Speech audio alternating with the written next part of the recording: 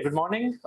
जैसे हमने last class में बात की थी डिफ्लेक्शन से रिलेटेड थ्योरीज की, तो सबसे पहले हमने डिस्कशन किया था double integration method, then moment area method, then strain energy method. ठीक है, और साथ में हमने मैक्सवेल रेसिप्रोकल थ्योरम को भी देखा था। उसके साथ ही हमने कवर किया फिर स्ट्रेन एनर्जी मेथड के बाद जो हमने लास्ट में देखा दैट विल बी दी,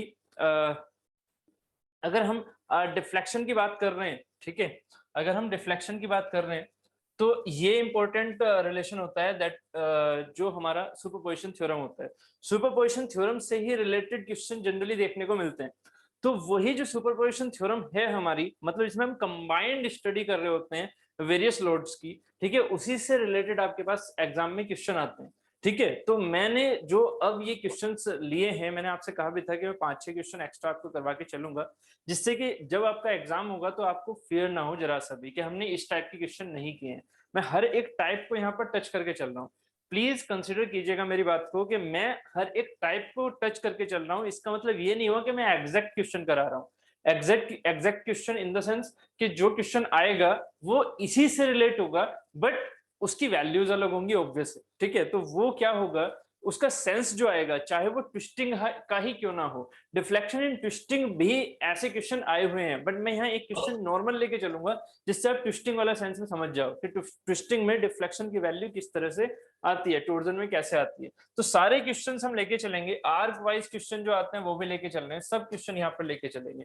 ठीक है, तो जो हमने कल डिस्कशन किया हुआ था वो कंप्लीट है। ठीक है, अब हम आगे इस क्वेश्चन को करते हैं। देखिएगा, find the vertical deflection at a point, यहाँ पर ये पॉइंट है हमारे पास O, eight a point O, eight a point O, ये हम पॉइंट्स मान लें ABCO, ऐसे ABCO। तो at a point O in ABCO as shown in figure. तो यहाँ पर उम्मीद है आपको दिख रहा होगा ये कि एक हमारे पास एक आर्क टाइप स्ट्रक्चर है, ये आर्क टाइप स्ट्रक्चर है ऐसे। ठीक है, ये वाला। ठीक है, अब इसमें क्या हुआ कि यहाँ O पॉइंट पर P फोर्स लग रहा है। ठीक है, O पॉइंट पर P फोर्स लग रहा है और इसकी जो रेडियस है वो दी हुई है आपको R। ठीक है, यहाँ पर ये जो रेडियस है वो है R। अब यार स्टूडेंट ये सोचते हैं कि सर इस टाइप का तो कोई क्वेश्चन नहीं करा है, इसीलिए मैं हर एक टाइप को लेके चल रहा हूँ। इसमें कुछ नया नहीं है, इसमें कुछ नया नहीं है, सिर्फ और सिर्फ आपका मैथ्स यूज होगा।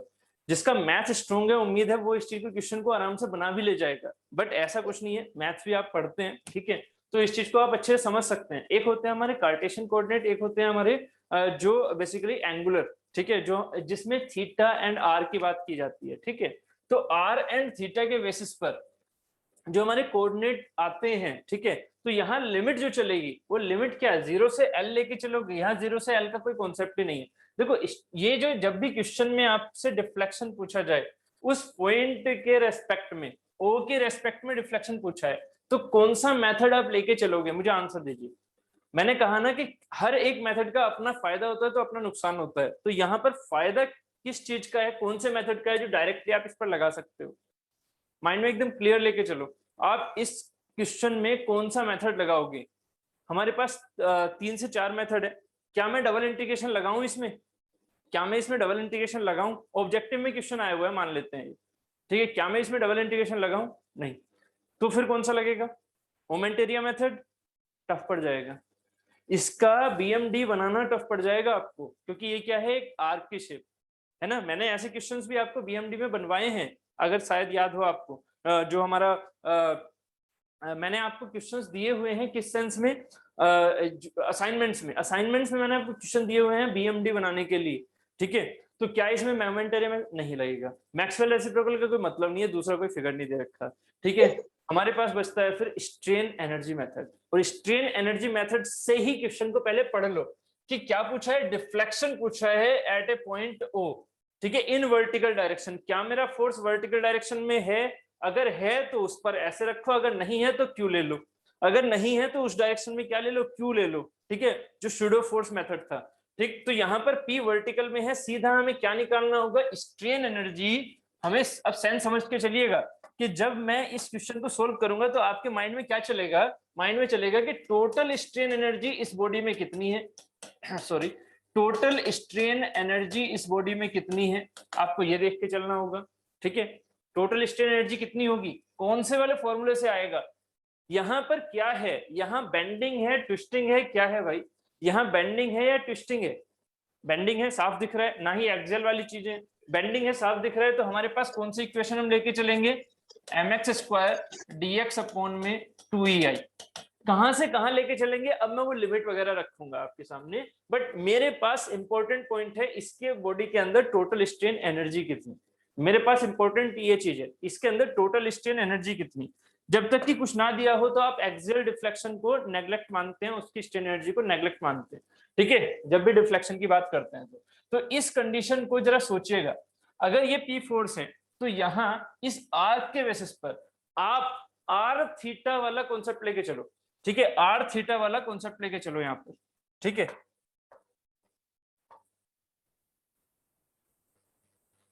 हाँ, इससे देख लेते हैं, देखिएगा यहाँ इस फिगर को मैं एक लाइन डायग्राम में ऐसे बना सकता हूँ, ये बन गया ऐसे, ये हो गया इसका लाइन डायग्राम, ठीक है। अब यहाँ पी फोर्स लग रहा है, ये मेरा सेंटर है ऐसे, ये मेरा हो गया ओ सेंटर।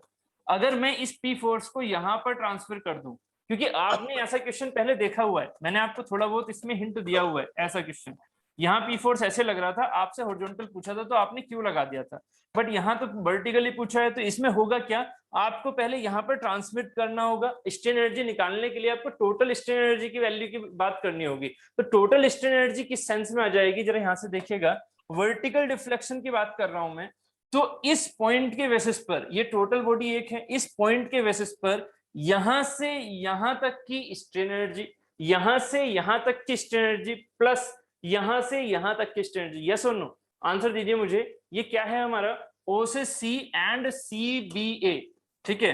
तो अब जरा स्ट्रेन एनर्जी टोटल कैलकुलेट करना, यहां से यहां तक मतलब यू टोटल,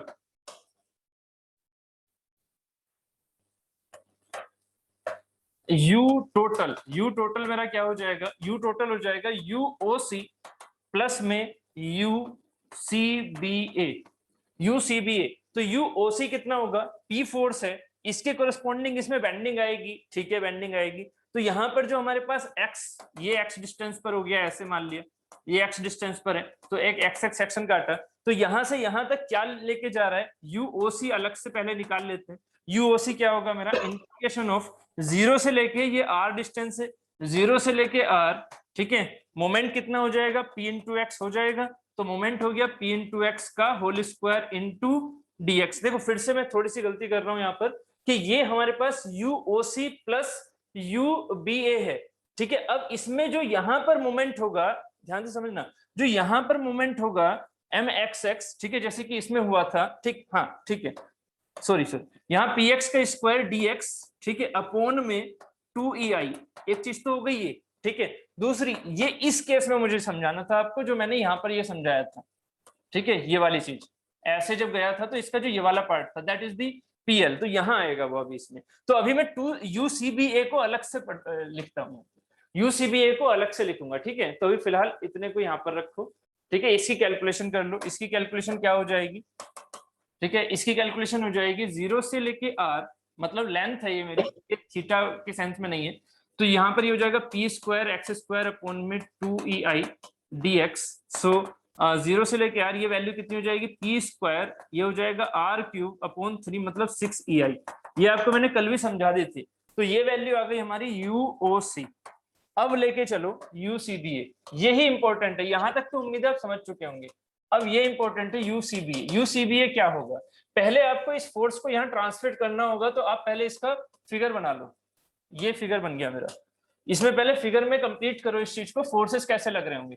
ये जो पी फोर्स है यहाँ ट्रांसमिट होगा, तो एक पी फोर्स ऐसे दिखेगा, बट इसको ट्रांसमिट करने के लिए आपने क्या किया था, यहाँ पर एक फोर्स ऐसे माना, एक फोर्स ऐसे माना, तो कपल बन गए थे ये वाले। तो यहाँ पर कितना हो जाएगा, पी इंटू आर का कपल कैसे लग रहा होगा, ऐसे, ठीक है, पी इंटू आर का कपल ऐसे लग रहा होगा। यस और नो जल्दी से बताइए, ये दोनों फोर्सेस समझ में आ गए, यस और नो, ये दोनों फोर्सेस समझ में आ गए,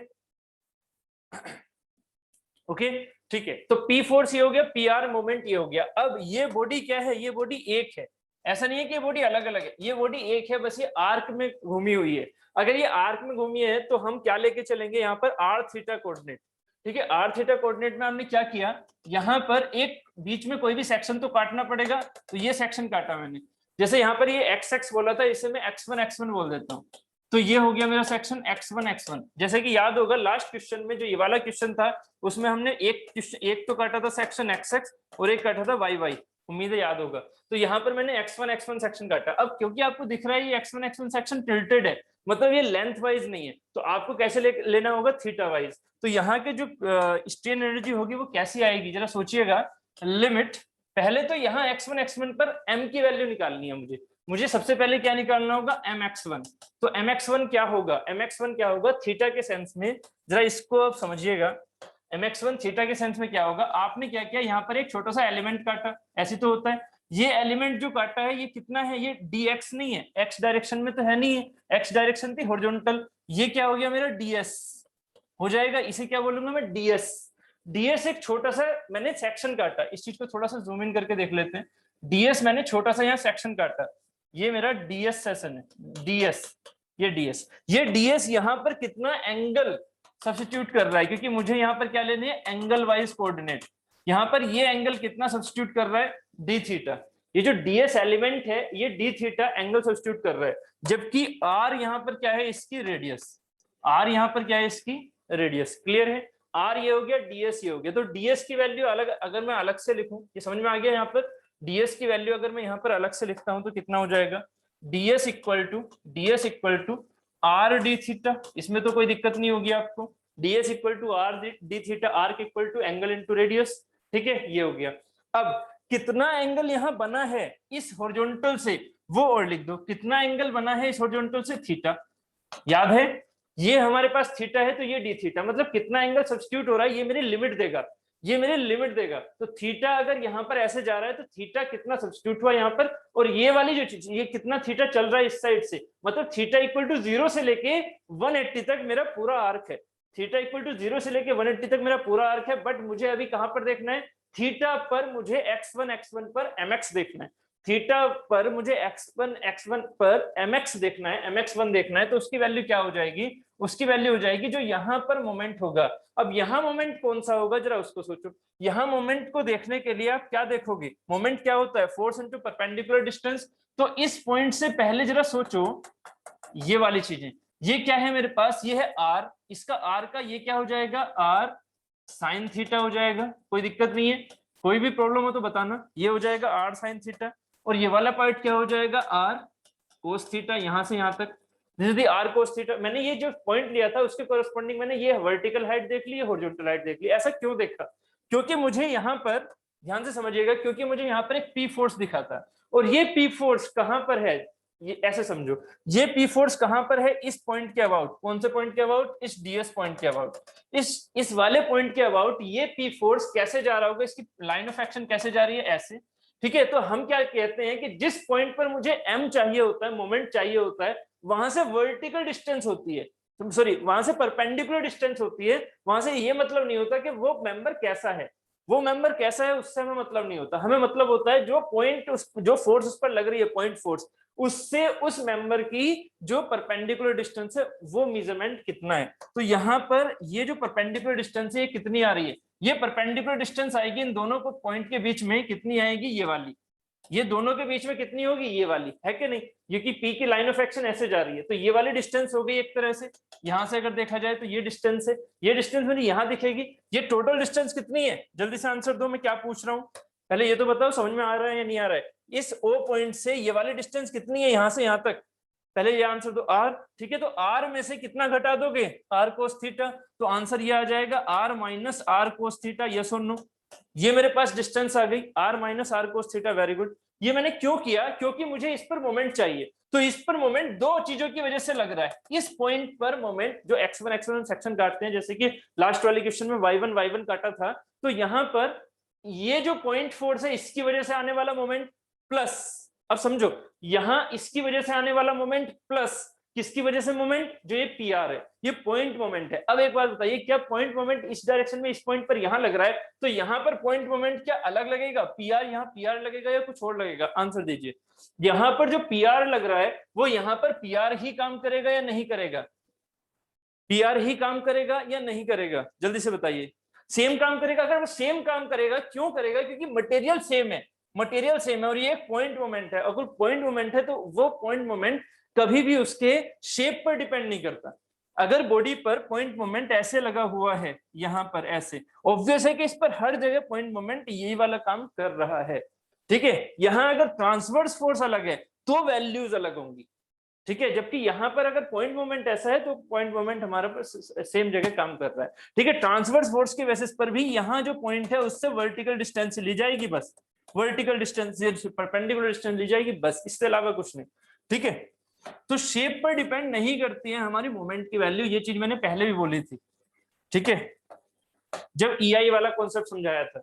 अब ये PR इस साइड जाएगा, बस इसके डायरेक्शन देख लो। एक क्या है, एक है P into R minus R cos theta. ये कैसा है, ये ऐसा जा रहा है, ये ऐसा जा रहा है इसकी वजह से, जबकि ये PR कैसा जा रहा है, ऐसा जा रहा है। तो इन दोनों में क्या है, सब्ट्रैक्शन है, इन दोनों में सब्ट्रैक्शन है। ठीक है, तो यहाँ पर हमने क्या ले लिया, अब ध्यान से समझिएगा, यहाँ पर mx1 मतलब x1 के हिसाब से, x1 के हिसाब से मैंने क्या किया, मैंने इस PR को पॉजिटिव ले लिया, ऐसे होगिंग सैगिंग को मैंने पॉजिटिव लिया, तो PR तो ये हो गया है ना, PR तो ये हो गया, सैगिंग मतलब पॉइंट मोमेंट। ठीक है, पॉइंट पर सैगिंग जाएगी ना, अगर ऐसे जाएगा नेट तो मतलब कोई तो बड़ा मानना पड़ेगा, मैं इसको बड़ा मान रहा हूँ, इसका मतलब ये बड़ा है तो सैगिंग देगा। माइनस ऑफ ये वाला डिस्टेंस कितना है, P into R minus R cos theta, मतलब P गुणा R minus R cos theta, this is also the moment.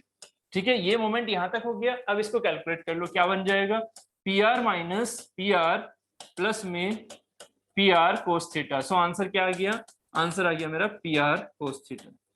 This is the mx1। मतलब इस पॉइंट पर इन द आर्क थीटा के टर्म में xm कितना लग रहा है, मोमेंट कितना लग रहा है, PR कोस थीटा, ये दोनों का समावेश है, दोनों का ये सम है एक तरह से। ठीक है, अब यहाँ पर ये जो है हमारे पास, ये थीटा कितना देगा, क्योंकि ये थीटा के टर्म्स में आएगा, तो ये थीटा कितना देगा, 0 से लेके पाई, 0 से लेके 180, 0 से लेके 180। यहाँ पर क्या फॉर्मूला लिखोगे, mx1 का स्क्वायर इंटू यहाँ क्या लिखोगे, dx या ds, आंसर दो मुझे, dx लिखोगे या ds लिखोगे। नहीं नहीं, ट्विस्ट नहीं है मीनाक्षी जी, ट्विस्ट नहीं है। ट्विस्ट होता है क्या, आपकी लॉन्गिट्यूडनल एक्सिस के जो प्लेन परपेंडिकुलर में हमारा काम कर रहा हो, ऐसे वाला। ठीक है, वो ट्विस्ट होगा, ये हमारा बेंडिंग ही होगा। ठीक है, यहां लेंगे हम ds, वेरी गुड, ये ds अपॉन 2EI। ठीक है, तो यहाँ अब इसकी वैल्यूज को पुट करने, UCBA क्या हो जाएगा मेरा, 0 से लेके पाई, mx1 की वैल्यू कितनी हो गई, mx1 हो गया हमारे पास यहाँ से जो हमने निकाला था, P इंटू R कोस थीटा का होल स्क्वायर, इनटू में ds की वैल्यू यहां से निकाली थी r d थीटा अपॉन में 2EI। बस इसको अब सोल्व करना है, क्या, 0 से लेके पाई p square r square into cos square theta into D theta upon में 2EI। इसको सोल्व करके एक r और बचेगा, तो r क्यूब कर दो। ठीक है, बात समझ में आ गई यहाँ पर। ठीक है, इसको सोल्व करके यहाँ पर ये सिंपल आपका मैथ्स है, तो UCBA में सीधा लिख रहा हूँ। जब इसे सोल्व करोगे 0 से पाई तक, तो इसकी डायरेक्ट वैल्यू बता रहा हूँ, पाई p स्क्वायर, ये वैल्यू निकल के आएगी pi p square r cube upon, pi p square r cube upon 4EI, ये निकल के आएगी यहाँ पर, pi p square r cube upon 4EI। This is the UCBA। Clear हो गया, this is the UCBA। Please पहले ये बताओ कि ये चीज समझ में आ भी रही है या नहीं। ठीक है, ये चीज समझ में आ भी रही है या नहीं, पहले सभी प्लीज यार ये बताओ। ठीक है, समझ में आ भी रहा है या नहीं आ रहा है, अगर नहीं आ रहा है तो फिर से एक बार रिकैप्सुलेट कर लेता हूँ, थोड़ा बोलोगे तभी तो मैं कुछ कर पाऊंगा। ठीक है, ओके गुड, मतलब समझ में आ रहा है। ठीक है, तो यहां तक जो हमने पाई p square r cube upon 4EI किया है, क्या मैं इसी को इंटीग्रेट कर लूं, सॉरी डिफरेंशिएट कर लूं p के रेस्पेक्ट में, क्या मैं इसको डिफरेंशिएट कर लूं p के रेस्पेक्ट में y निकालने के लिए, y निकालने के लिए o पॉइंट पर क्या मैं इसको इंटीग्रेट कर लूं p के रेस्पेक्ट में, यस और नो, डिफरेंशिएट। कास्टिग्लियानो थ्योरम क्या थी, del u upon del p, del u upon del p कर लूं इसे सीधा, जल्दी से बताओ अगर समझ में आ रहा है तो। मैं इसको ये कर सकता हूँ, del u upon del p, y at o equal to del u upon del p कर सकता हूँ, कर दूं इसे, यस और नो, कुछ तो बोलो।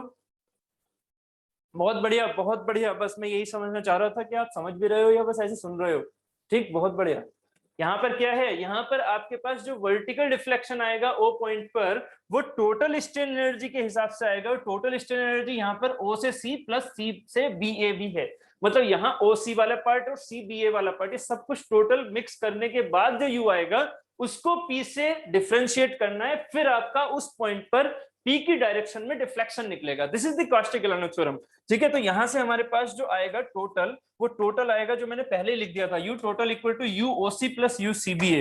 ठीक है, तो मैं सीधा लिख रहा हूं अब Y at O due to P, Y at O due to P should be equal to Y at O due to P should be equal to del U total upon del P। ठीक है, तो del U total कितना हो जाएगा, P square R cube upon 6EI, P square R cube upon 6EI। ठीक है, plus में ये term 5P square R cube upon में 4EI। इस टोटल का डिफरेंशिएशन करना है del P। ठीक है, तो इसका आंसर निकालिएगा कितना आ जाएगा, 2P R क्यूब डिफरेंशिएशन कर रहे हैं, 2P R cube upon 6EI, मतलब ये कितना हो जाएगा, पी आर क्यूब अपॉन 2 से इसे काट दो 3EI, P R cube upon 3EI plus यहां से हो जाएगा 2P pi are cube upon 4EI, मतलब पाई पी आर क्यूब अपॉन में जो 2 सामने है तो उससे इसे काट दो तो 2EI। ठीक है, ये हमारे पास फाइनल आंसर आ जाएगा। ठीक है, आप एलसीएम ले सकते हो, आंसर उसके हिसाब से मैच कर सकते हो जो भी ऑब्जेक्टिव में आपको दिया होगा। तो ये मेरा आ गया Y at O, Y at O। ठीक है, ज्यादा लेंदी नहीं है ये, बस सिर्फ समझाने में लेंदी गया है। अगर आपको ये चीज समझ में आ जाएगी, इसका स्क्रीनशॉट ले लो पहले। आप एक काम करो, इसका स्क्रीनशॉट ले लो। यहाँ पर ये जो काफी छोटा फिगर बन चुका है, इसको पहले यहाँ पर अलग से स्क्रीनशॉट ले लो इसका, इतने का। रुको एक सेकेंड, अब ले लो। ठीक है, तो समझ में आ जाएगा कि मैंने क्या क्या चीजें समझाई थी। डी थीटा क्या था, डीएस क्या था, R sine theta, R cos theta, P R, ये क्या था। ठीक है, यहाँ तक हो गया। अब फिर इसका टोटल का ले सकते हो, वो तो आप जनरली लेते ही। ठीक है, ठीक है।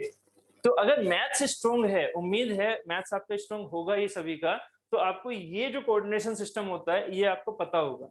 ठीक है, कि हम थीटा के बेसिस पर आर के सेंस में और थीटा को इवेल्युएट करके 0 से लेके पाई तक लिमिट रख के ऐसे सोल्व कर सकते हैं। ठीक है, ये पार्ट हो गया कंप्लीट। चलिए, अगर ये समझ में आ गया है, ठीक है, तो 2-3 मिनट लीजिए और इस वाले क्वेश्चन को कीजिए। वो उस क्वेश्चन में किसी को भी डाउट है तो पूछो, नहीं तो आपके आगे की 5 मिनट खराब हो जाएंगी। जल्दी से बताओ, इस क्वेश्चन में किसी को कोई डाउट है तो पूछना शुरू करो। ठीक है, जल्दी से। कोई डाउट नहीं है, कोई डाउट नहीं है इस क्वेश्चन में। क्लियर हो गया सभी को? सभी को क्लियर हो गया, यस और नो? क्लियर हो गया है? ओके, अगर क्लियर है तो फिर एक काम करो, इस क्वेश्चन को करके दिखाओ मुझे। है ना, सिंपल क्वेश्चन है, उसमें तो फिर भी थोड़ा सा ट्रिक्स था, इसमें एकदम सिंपल बनेगा। बस फॉर्मूला ठीक से बना लेना।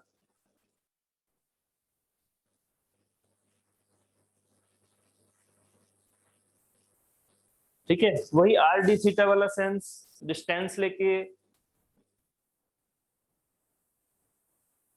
वर्टिकल निकालना है बस, है ना। हॉरिजॉन्टल भी क्वेश्चन पूछा जा सकता है। हॉरिजॉन्टल के लिए क्या करोगे, वहां उस वाले पॉइंट पर, कौन सा पॉइंट है, पॉइंट दिखाया नहीं मैंने, बी पॉइंट, बी पॉइंट ये वाला है।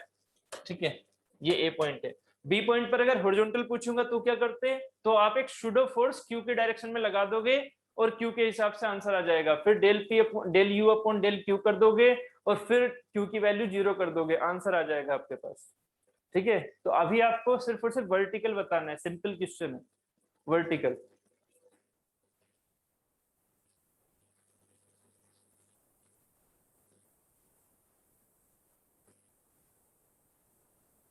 दो से 3 मिनट लो और करो इसे, पिछले क्वेश्चन की तरह ही करना, इजी पड़ेगा।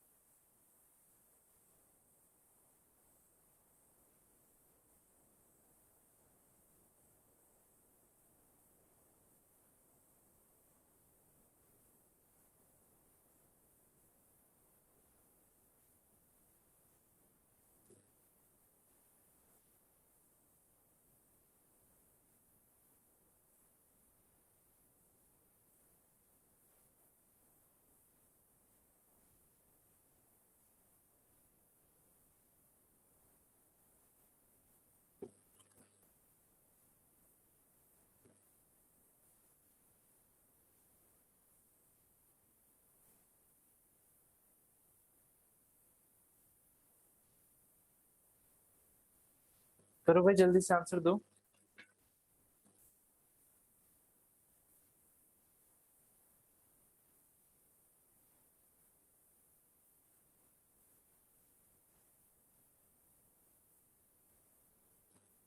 Five P R Q upon two E आई।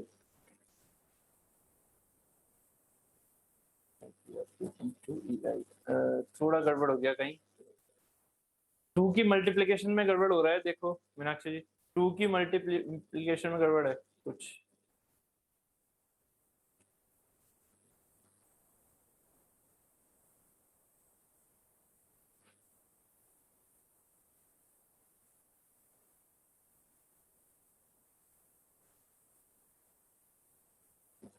हाँ, फोर ई आई, बहुत बढ़िया, फोर ई आई, ठीक, मतलब हो गया है आंसर। ठीक है यार, सबसे क्यों नहीं आ रहा भाई, क्या हुआ, कर रहे हो? ठीक है, सेम है ना सूरज, ओके गुड। और किसी का आया, कुछ तो बता दो, आया या नहीं आया अभी? देखो क्या करना है यहाँ पर, सिंपल, जैसे अभी किया था वैसा ही सेम केस लेके चलना है। आपको पहले यहाँ एलिमेंट काटना होगा, देखो पी फोर्स लग रहा है, सिंपल एक एलिमेंट काटो, तो एलिमेंट हमने ये काट लिया, ठीक है, ये एलिमेंट काट लो यहाँ पर, फिर से वही काम, डी थीटा, ऐसे ऐसे घुमा दिया यहाँ पर, ये हमारे पास क्या हो गया, डीएस, ठीक है, ठीक है, ये हमारे पास यहाँ पर हो गया है डीएस, ठीक, उसी के बेसिस पर अब आंसर निकाल लेंगे। तो यहाँ पर, ठीक है, ये हो गया डीएस, ये कितना बनेगा, डी थीटा, ठीक है। अब थीटा हम कहां से लें वो आपकी इच्छा है, आप इधर से ले सकते हो, इधर से ले सकते हो, बट फिर लिमिट अपने हिसाब से रखना। तो यहां से अगर हम लेंगे तो यहां से हमारी लिमिट पॉजिटिव बैठेंगी, थीटा ऐसे, तो थीटा 0 डिग्री ये हो गया, थीटा ऐसे ये हो गया, ऐसे मैंने माना, ठीक है। तो थीटा 0 डिग्री से इधर की तरफ चल रहा है, तो पहले आर और निकाल लो, आर क्या होगा यहाँ से, ये क्या होगा, अगर ये थीटा है तो this is the R sine theta, ठीक है, एंड ये हो गया हमारे पास आर कोस थीटा, यहां से यहां तक, ठीक है। अब इस पॉइंट पर देखना है पी का इफेक्ट, यहाँ पर पी इंटू आर का पॉइंट मोमेंट तो है नहीं, यहाँ पर तो सिर्फ पी का इफेक्ट है, तो पी का इफेक्ट क्या होगा, इस पॉइंट के अबाउट कैसा जाएगा, पी ऐसे जा रहा है, मतलब P into R sine theta, P into R sine theta, सिर्फ आर कोस थीटा का कोई मतलब ही नहीं है ना इसके लिए, तो P into R sine theta का मोमेंट लग रहा होगा ऐसे। ये कैसा है मेरा, होगिंग, ये होगिंग है, तो एम एक्स वन क्या हो जाएगा मेरा, या एम एस, इसे एम एस लिख दो, एस सेक्शन काटा आपने, एस, है ना, तो एम एस इक्वल टू क्या हो जाएगा, माइनस का P into R sine theta, M S equal to minus का P into R sine theta. अगर ये चीज हमारी फाइनली समझ में आ गई है तो बस हो गया काम खत्म। क्या करना है अब सीधा, यू टोटल क्या हो जाएगा, यू बी ए हो जाएगा एक तरह से टोटल, कितना, जीरो से लेके, एंगल कितना है, जीरो से लेके और पाई बाई टू, जीरो से लेके पाई बाई टू, क्या है, एम एस का square into D S upon two E I, बस इसमें पुट कर दो वैल्यू, एम एस की वैल्यू क्या है, minus P R sine theta का whole square ds upon two E I. अब एक चीज याद रखना, यहाँ होगिंग सैगिंग का कोई इफेक्ट पड़ता है हमारी टोटल स्ट्रेन पर, टोटल स्ट्रेन एनर्जी जो है वो हमारी एमएस एनर्जी है ना, ये एनर्जी, एनर्जी कोई हमारी निगेटिव या पॉजिटिव थोड़ी होती है, एनर्जी तो हमारे अंदर स्टोर हो रही है, ठीक है, तो जब स्टोर हो रही है तो पॉजिटिव वाला ही सेंस तो देगी हमेशा, ठीक है, तो अगर स्टोर हो रही है तो एमएस का स्क्वायर, ठीक है, वही चीज हमारी निगेटिव एंड पॉजिटिव को पॉजिटिव क्रिएट कन्वर्ट कर देता है। यहाँ से जीरो से पाई बाई टू, बस इसको सोल्व कर देना, ठीक है, जीरो से पाई डीएस को फिर से वही लिख दो, आर डी थीटा, ठीक है, अब इसे सोल्व कर देना, आंसर आ जाएगा आपका यू टोटल का, यू टोटल की वैल्यू आ जाएगी यहाँ से P square R Q upon two E I, P square R Q upon two E I into में पाई बाई फोर, ये आ जाएगा यू टोटल। फिर क्या करना है, इस पर आपको वर्टिकल डिफ्लेक्शन बताना था, तो यू टोटल अपॉन में क्या कर दोगे, डेल पी इक्वल टू क्या आ जाएगा, वाई बी, बी पर वर्टिकल डिफ्लेक्शन, मतलब पी की डायरेक्शन में मेरा क्या कहलाएगा, वर्टिकल डिफ्लेक्शन बी पर, बस इसका आंसर क्या आ जाएगा, इसको डिफरेंशिएट कर लेंगे तो यहाँ हो जाएगा टू पी, टू से टू काट दो, क्या बचेगा, पी आर क्यूब, और पाई को शुरू में लिख दो, पाई अपॉन में फोर ई आई, ठीक है, ये हमारे पास हो गया वाई एट बी, ठीक है। अब बताइए ऐसे क्वेश्चन आएंगे तो कर लेंगे आप, ऐसे क्वेश्चन आएंगे तो हो जाएंगे, ठीक है, थीटा नीचे से ले सकते हैं, थीटा नीचे से ले सकते हैं, ठीक है, कोई इसमें कोई दिक्कत नहीं है। बट यहाँ पर अगर आपने थीटा ये लिया, ठीक है, अगर आपने थीटा ये लिया तो इस साइड में क्या हो जाएगा, ये हो जाएगा मेरा आर कोस थीटा, ठीक है, सॉरी ये हो जाएगा आर साइन थीटा, ये हो जाएगा आर कोस थीटा। तो फिर किस सेंस में लगोगे, आर कोस थीटा में। फिर यहाँ पर जो लिमिट रखोगे वो किस तरह से रखोगे, 0 से पाई, बट ये वैल्यू फिर यहाँ से जा रही है तो वो नेगेटिव सेंस आ रहा है, इसलिए हमेशा पॉजिटिव सेंस लेके चलना। मीनाक्षी जी, हमेशा पॉजिटिव सेंस लेके चलना, जहां फोर्स है वहां से इवेल्युएट करने की कोशिश करो थीटा को। ठीक, चलो आगे चलें। ठीक है, हाँ नेक्स्ट क्वेश्चन। हाँ एक चीज मैं पूछ रहा था यहाँ पर, ये चीज और बताइएगा कि ये जो आर्क वाले क्वेश्चन है हो जाएंगे। देखो इसमें मैं कुछ भी चीजें कर सकता हूँ, कुछ भी घुमा सकता हूँ। क्या मैं अगर एक क्वेश्चन ऐसा पूछूं आपसे, ठीक है, इसको अगर हो सके तो खुद इवेल्युएट करके और बताना मुझे। यही क्वेश्चन इसी में ये एज ए होमवर्क थोड़ा सोच के चलना, इसको खुद से सोल्व करना। क्या इसमें अगर मैं आपसे पूछता हूं कि पी फोर्स लग रहा है, बट इसमें आपको vertical deflection, sorry horizontal deflection बताना है बी का। अभी तो आपने वर्टिकल डिफ्लेक्शन बता दिया वाई बी, है ना कुछ वाई बी आएगा। बट ऐसे फिगर का अगर हम आउटकम देखें तो ऐसा फिगर कैसे जा रहा होगा, ऐसे जा रहा होगा ना, कुछ ऐसा फिगर कुछ ऐसे जाएगा, आगे की तरफ जाएगा। अगर वो आगे की तरफ जाएगा तो जरा सोचिएगा, यहाँ पर कुछ ना कुछ हॉरिजॉन्टल डिफ्लेक्शन भी तो आएगा ना, वाई एच भी तो आएगा। ये जो वाई बी एच है उसकी वैल्यू कैसे निकालोगे, वाई बी एच की वैल्यू कैसे निकालोगे, कैसे निकालोगे, आंसर दो। वाई बी एच की वैल्यू कैसे निकालोगे, जल्दी से बताओ। वाई बी एच की वैल्यू समझ में आ रहा है या नहीं आ रहा है? जब पी फोर्स जाएगा तो आर कैसे जाएगी, तो यहाँ पर अगर वाई बी एच पूछ लिया जाए आपसे तो सुडो से मतलब यहाँ पर एक क्यू मान लेना और इस क्यू के हिसाब से टोटल स्ट्रेन एनर्जी बनाना। अब टोटल स्ट्रेन एनर्जी सिर्फ क्यू के हिसाब से नहीं बनानी है, पी एंड क्यू दोनों के हिसाब से बनानी है। यहाँ पर total strain energy banana you total किसके हेल्प से, पी एंड क्यू दोनों के हेल्प से। तो पी एंड क्यू दोनों की हेल्प से, तो यहाँ पर जो आपने ये एलिमेंट काटा था, इस एलिमेंट में एक चीज और जुड़ जाएगी। अभी तो पी साइन थीटा आपने कैलकुलेट किया था, पी आर साइन थीटा। दूसरी चीज क्या हो जाएगी, क्यू के बेसिस पर। ठीक है, यहाँ पर पी आर साइन थीटा थी, यहाँ पर ये जो डिस्टेंस होगी वो क्या हो गई, आर माइनस में आर कोस थीटा, उससे मल्टीप्लाई कर देना क्योंकि दोनों के टर्म्स में आ जाएगा mx, उस mx का कर देना स्क्वायर फिर, ठीक है, और थीटा की वैल्यू 0 से लेके π/2, आंसर आपका निकल के आ जाएगा। तो ऐसे मैं क्वेश्चन कराने के लिए बहुत सारे क्वेश्चन करा सकता हूँ। मैं आपको सिर्फ और सिर्फ क्या कर रहा हूँ, मैं सिर्फ और सिर्फ आपको ये जो इनका तरीका होता है, जो पैटर्न है वो समझा रहा हूँ। ठीक है, तो प्लीज मैंने ये चीजें आपको समझा दी हैं कि जहां पर हॉरिजॉन्टल की बात हो वहां पर क्यू बना लिया करो। ठीक है, जहां वर्टिकल की बात है वहां वर्टिकल दिख रहा है आपको, जो बट जहां हॉरिजॉन्टल की बात आ रही है उस पॉइंट पर, तो उसे यहाँ पर सुडो फोर्स मान के चल सकते हो और आंसर आपका आ जाएगा। क्लियर है? ठीक है, तो ऐसे क्वेश्चन आप खुद से कीजिएगा, नहीं समझ में आएंगे तो पूछिएगा। ठीक है, चलो अब इस क्वेश्चन को करो। इस क्वेश्चन में क्या लगाओगे, पहले तो ये चेक किया करो, ऑब्जेक्टिव क्वेश्चन है ये। ठीक है, ऑब्जेक्टिव क्वेश्चन है, क्या लगाओगे, क्या इसमें आप डबल इंटीग्रेशन लगाओगे, मतलब ही नहीं है, बहुत लेंथी हो जाएगा, कोई फायदा नहीं उसका। ठीक है, सेकंड मोमेंट एरिया मेथड लगाओगे। मोमेंट एरिया मेथड में होता है हमारे पास एक आपके पास कंडीशन होनी चाहिए कि थीटा हमारा 0 कहाँ है। यहाँ पर थीटा 0 कैसे निकालोगे, पहले डबल इंटीग्रेशन की हेल्प से एक्स की वैल्यू निकालोगे, तब जाके पता लगेगा थीटा 0 कहाँ है। जहां वाई मैक्स होगा वहां थीटा 0 होगा, है ना, तो वो भी बहुत लेंथी पड़ जाएगा मोमेंट एरिया भी। ठीक है, क्योंकि एक होता है ना 0 और एक होता है नॉन जीरो, जब y की वैल्यू निकालोगे तो इसमें भी कौन सा यूज करोगे मेथड। क्वेश्चन पहले पढ़ना, आपको क्वेश्चन इस तरह से नहीं मिलेगा, इस तरह से जहां कॉम्प्लिकेशन ज्यादा हो। आपको ऑब्जेक्टिव में इस तरह से क्वेश्चन दिया जाएगा कि आप उस पॉइंट पर आपसे डिफ्लेक्शन पूछा जाएगा, तो आप जब उस पॉइंट पर डिफ्लेक्शन पूछोगे तो सबसे अच्छा मेथड कौन सा होता है, सबसे अच्छा मेथड कौन सा होता है, स्ट्रेन एनर्जी मेथड। तो उस स्ट्रेन एनर्जी मेथड को यूज किया करो, क्योंकि आप स्ट्रेन एनर्जी आराम से निकाल सकते हो दोनों, इन दोनों पार्ट की। यहां मान लो इसे ए बी सी, तो यहाँ ए पर आपको डिफ्लेक्शन बताना है, तो A B plus B C की स्ट्रेन एनर्जी अलग अलग निकालो, उन्हें जोड़ो। ठीक है, वेरी गुड मीनाक्षी, उनको जोड़ो और जोड़ने के बाद डेल पी से उसको डिफरेंशिएट कर दो, आंसर आ जाएगा। ठीक है, हमेशा स्ट्रेन एनर्जी का ही थोड़ा सोच के चलिएगा, ऑब्जेक्टिव क्वेश्चन में स्ट्रेन एनर्जी सबसे इजी मेथड होता है। ठीक है, अगर ऐसे क्वेश्चन कॉम्प्लिकेटेड है तो, नहीं तो मोमेंट एरिया से आप इजीली निकाल सकते हैं, बट अगर कॉम्प्लिकेटेड स्ट्रक्चर दिए हुए हैं तो आप सीधा क्या करोगे, स्ट्रेन एनर्जी लगा दोगे।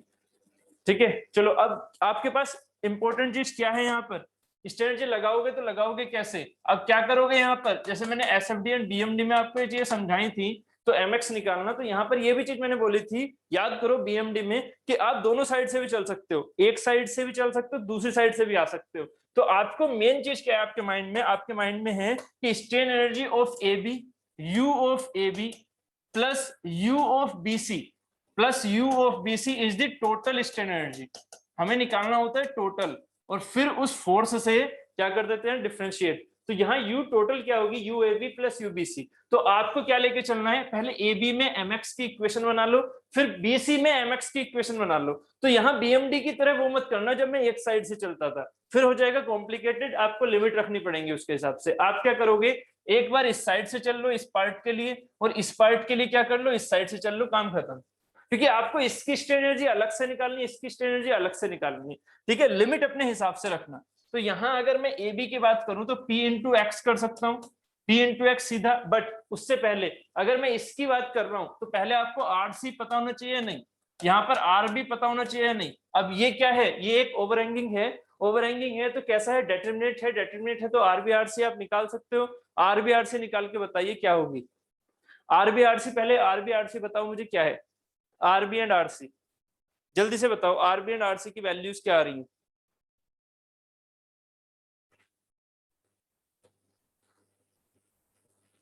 ठीक है, R B and R C की वैल्यू,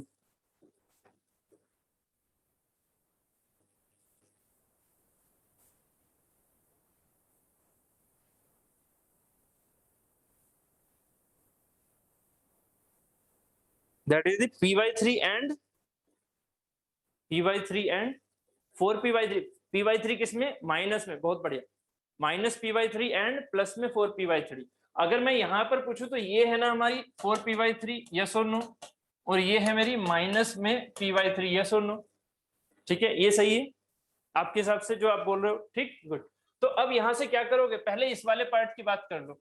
अब देखो हमें आरसी पता लग गया, ये वैल्यू अगर ऐसे है तो ऑब्वियस ये कैसे होगी रियल में, मैंने ये चीज समझा रखी है आपको चैप्टर 3 में, ये वैल्यू ऐसे लग रही होगी, रिएक्शन ऐसे आ रही होगी। हम पहले इस वाले पार्ट की बात कर लेते हैं, इसमें एम एक्स निकालो, इसमें अलग से एम एक्स निकालो। ये पार्ट मैंने ऐसे ये ले लिया, यहाँ पर क्या लग रहा होगा, सैगिंग लग रहा है, वो सॉरी होगिंग लग रहा है, पी की वजह से होगिंग लग रहा है, तो क्या होगा, P into x, P into x, यहाँ एम एक्स हो गया, तो इसको 1 1 मान लो, x1 x1, ठीक है। तो mx1 की वैल्यू क्या है, mx1 की वैल्यू है p इंटू एक्स, ठीक है, p इंटू एक्स, या x1 ले लो, जो भी आपको लेना है।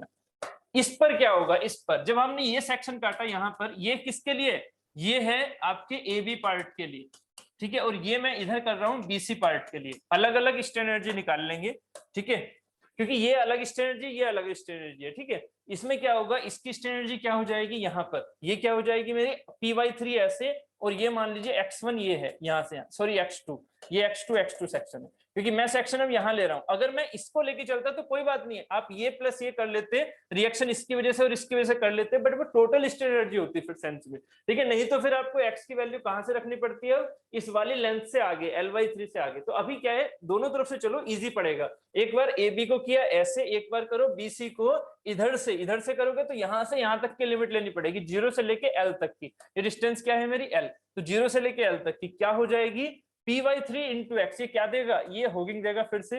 तो यहाँ पर mx2 कितना हो जाएगा, mx2 इस सेक्शन के लिए P/3 इंटू x2, मैंने ये वर्डिंग अलग ले रखी है, ये x1 ले रखा है, वो x2 ले रखा है। अब यहाँ पर UAB क्या होगा, UAB ये क्या होगा, लिमिट कहां से कहां तक, 0 से लेके L/3, यस और नो।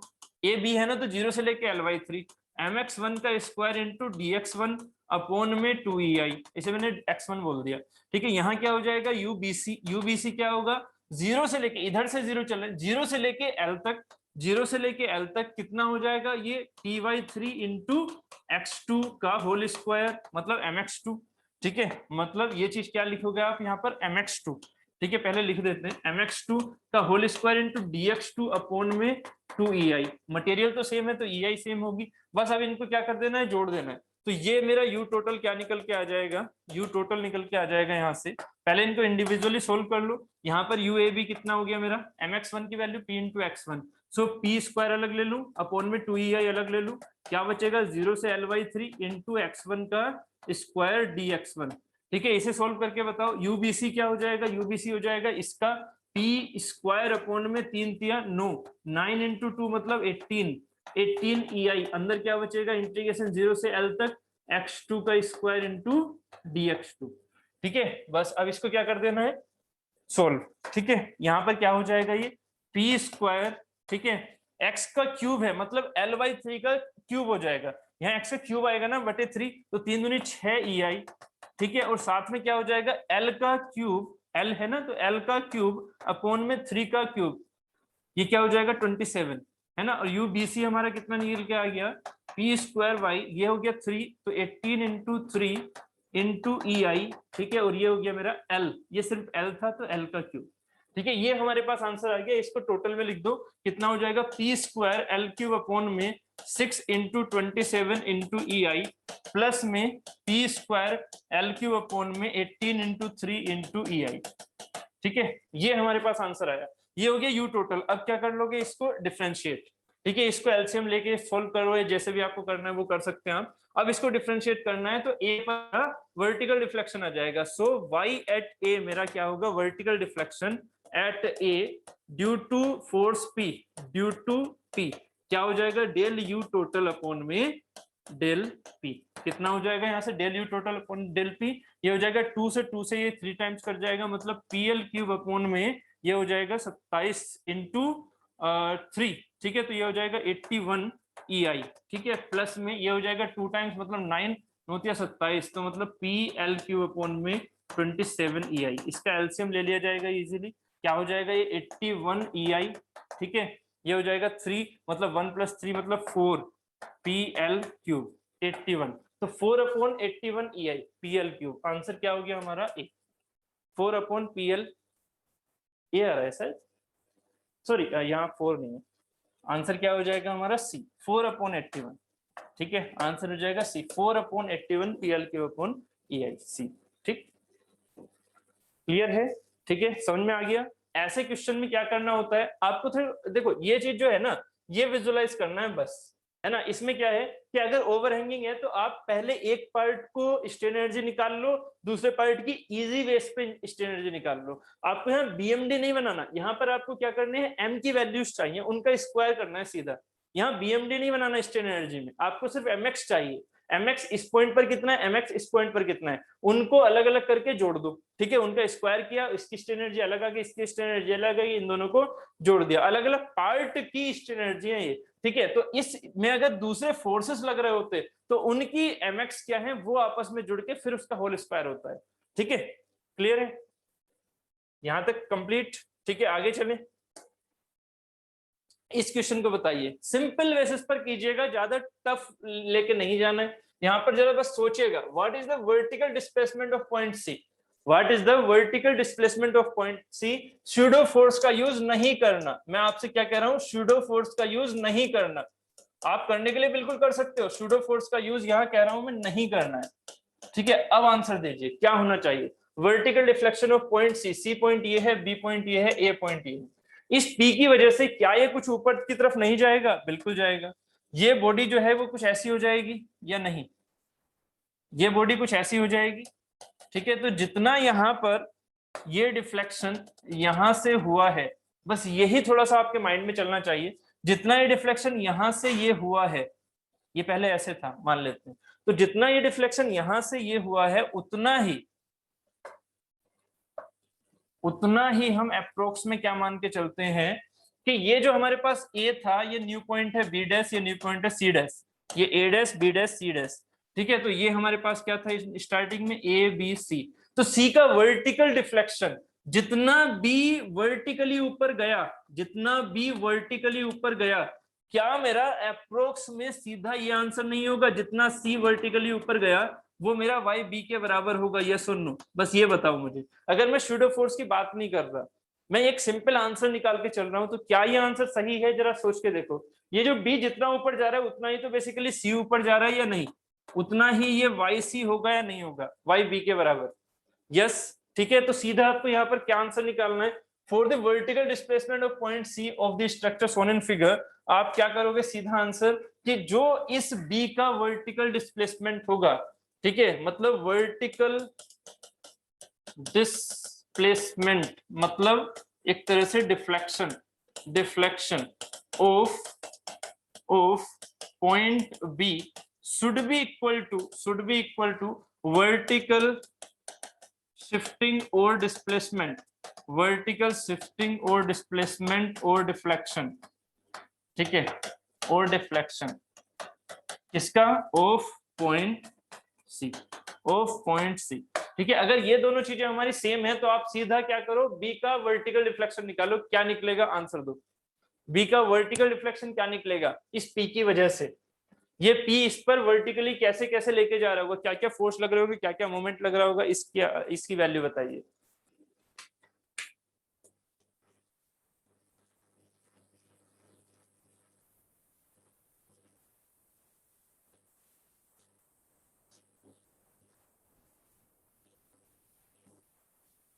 हाँ बिल्कुल, एक्सियल नेग्लेक्ट करना है ना। जब तक मैं आपको भले से वर्डिंग ना लिखूं, बट डिफ्लेक्शन में आप क्या मान के चलोगे, एक्सियल नेग्लेक्टेड, ठीक है, एक्सियल नेग्लेक्टेड।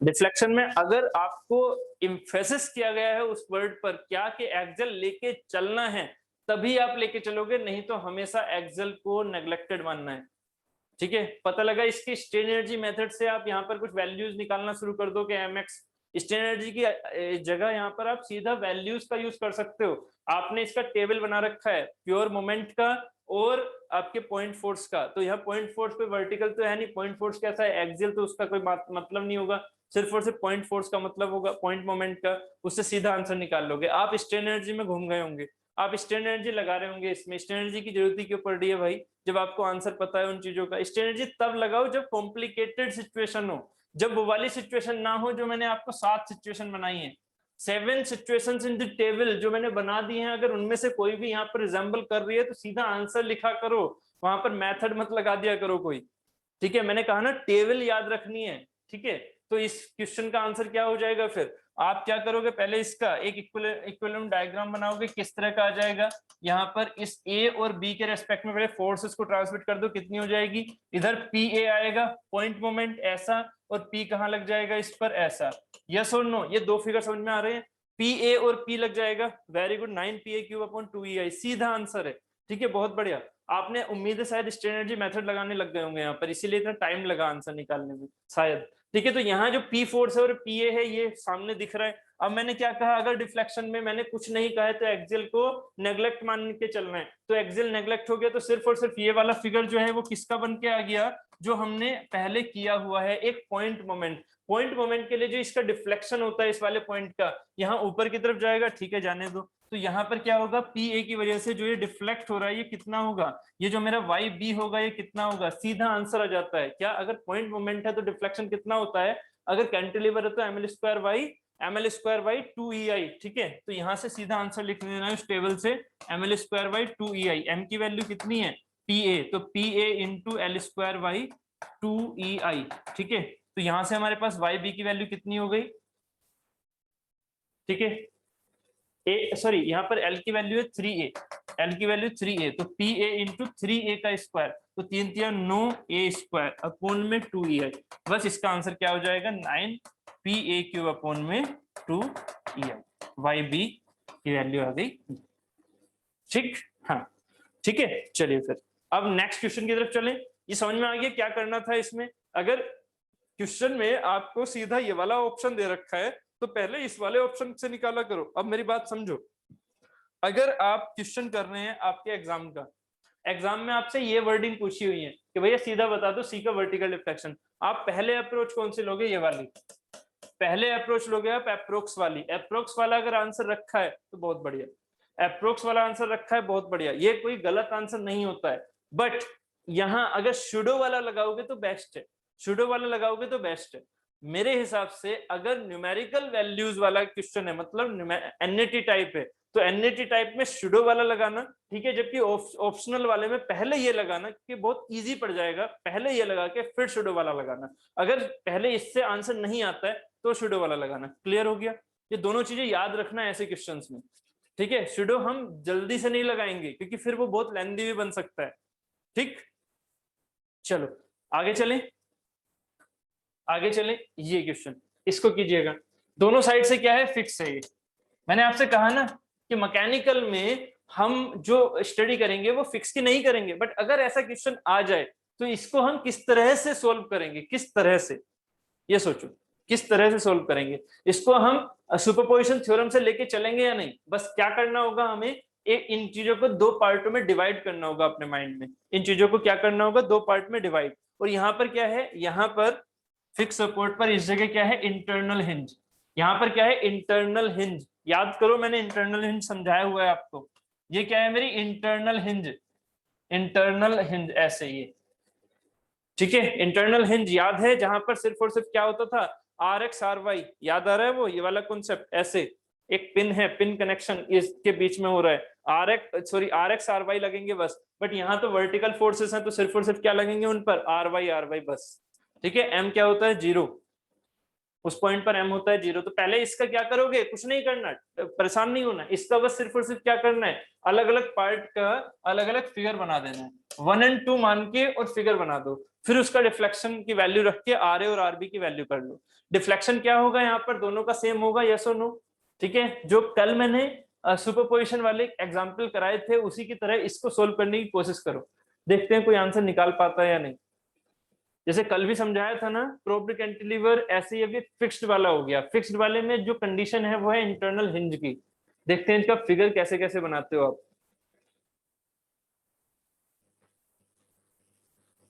मुझे यहाँ पर बताइएगा आप रिएक्शन, ठीक है, मुझे क्या बताएंगे आप, रिएक्शन की वैल्यूज।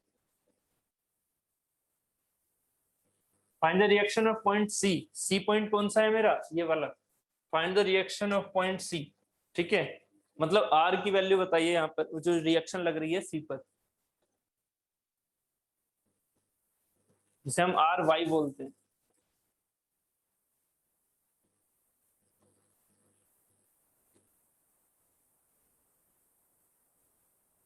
मैंने कहा ना मैं आपको हर टाइप के क्वेश्चन करा दूंगा, ठीक है। डिफ्लेक्शन में आपके पास इतने क्वेश्चन हो जाएंगे डिफ्लेक्शन में कि आपको बस सिर्फ टाइप समझना है और आप इजीली क्वेश्चन कर लोगे अपने एग्जाम में। गेटवे इतने टफ क्वेश्चन नहीं होते हैं, बस क्या होता है कि वो एक तरीका ढूंढ रहे होते हैं, मतलब आपसे वो एक तरीका चाहते हैं कि आपका माइंड किधर की तरफ जा रहा है उसको सोल्व करते हुए। क्वेश्चन टफ नहीं होते, बस ट्रिकी होते हैं, कॉन्सेप्ट होता है उनमें।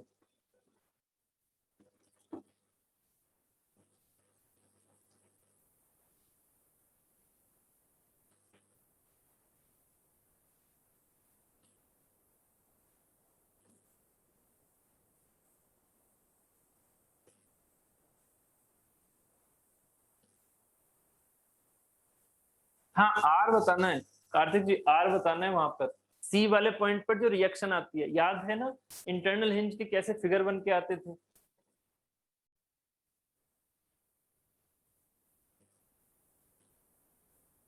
इसके दो फिगर बन पाए या नहीं, चलो काफी टाइम हो गया, अब दो फिगर इसके जो बनाए हैं आपने वो क्या ये बनाए हैं, अगर ये बनाए हैं तो ठीक है, ये इधर से फिक्स है।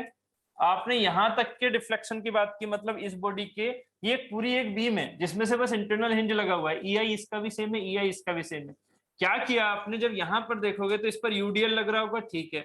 साथ ही क्या होगा, इस इंटरनल हिंज की वजह से ये जब नीचे की तरफ यूडीएल लेके जा रहा होगा तो ये वाला पार्ट इसको नीचे नहीं जाने देगा। जैसे मैं आपको समझाता हूं कि ये अगर 1 है, ये 2 है, तो 1 अगर नीचे जा रहा है तो 2 इसे नहीं जाने देगा, इसका मतलब 2 इस पर वर्टिकल रिएक्शन ऊपर की तरफ लगाएगा। दिस दी आर वाई, इसको मैंने आर बोल दिया, दिस दी आर वाई, ये मेरी आर हो गई। दूसरी चीज क्या होगी, दूसरी चीज होगी ये वाली। अब इस पर सोचो, इस पर क्या होगा, इस पर हमारे पास फोर्स कैसे लग रहा होगा, यहां से यहां तक कोई और फोर्स तो नहीं है ना, बट क्योंकि ये इंटरनल पिन से कनेक्टेड है तो 2 वाले पर 1 की वजह से किधर की ओर फोर्स लगेगा, डाउनवर्ड या अपवर्ड, आंसर दो जरा विजुलाइज करके। 2 वाले पर 1 की वजह से किधर की ओर फोर्स लगेगा, डाउनवर्ड और अपवर्ड। डाउनवर्ड तो आंसर क्या हो जाएगा, डाउनवर्ड। तो अब यहाँ पर बस ये सोचना है कि ये हो गया मेरा आर, ये भी आर वाई बराबर आर होगा क्योंकि पिन क्या होती है इक्विलिब्रियम में। तो एक तो हो गया ये वाला सेंस कि ये ऐसे जा रहा होगा, एक हो गया ये वाला सेंस कि ये ऐसे जा रहा होगा यूडीएल की वजह से, बट यहाँ आर वाई आ रहा है। तो आपको क्या करना है, आपको इस पॉइंट का, समझो जरा, आपको इस पॉइंट का पहले डिफ्लेक्शन लेना है, क्योंकि ये कोई मेरा यहाँ पर प्रोब्ड कैंटिलीवर नहीं था कि ये पॉइंट हमारा इसी पॉइंट पर रहने वाला है, ये पॉइंट नीचे जा सकता है क्योंकि प्रोब्ड कैंटिलीवर नहीं है ये।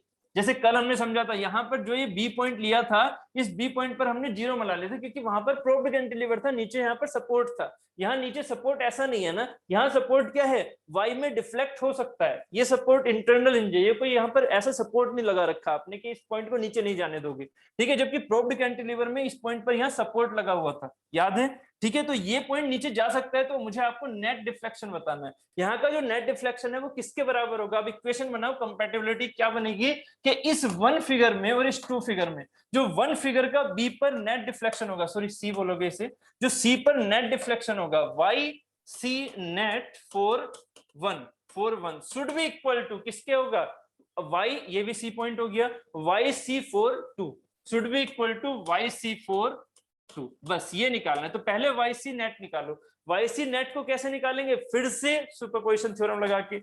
इस पर क्या हो जाएगा, इस पर इसके दो पार्ट हो जाएंगे, क्या, एक तो हो जाएगा यूडीएल वाला और एक क्या हो जाएगा, एक हो जाएगा यहाँ पर ये वाला आर वाला, ठीक है। तो एक की वजह से नीचे जाएगा, एक की वजह से ऊपर आएगा, तो नेट आप यहां से निकालोगे, ठीक है।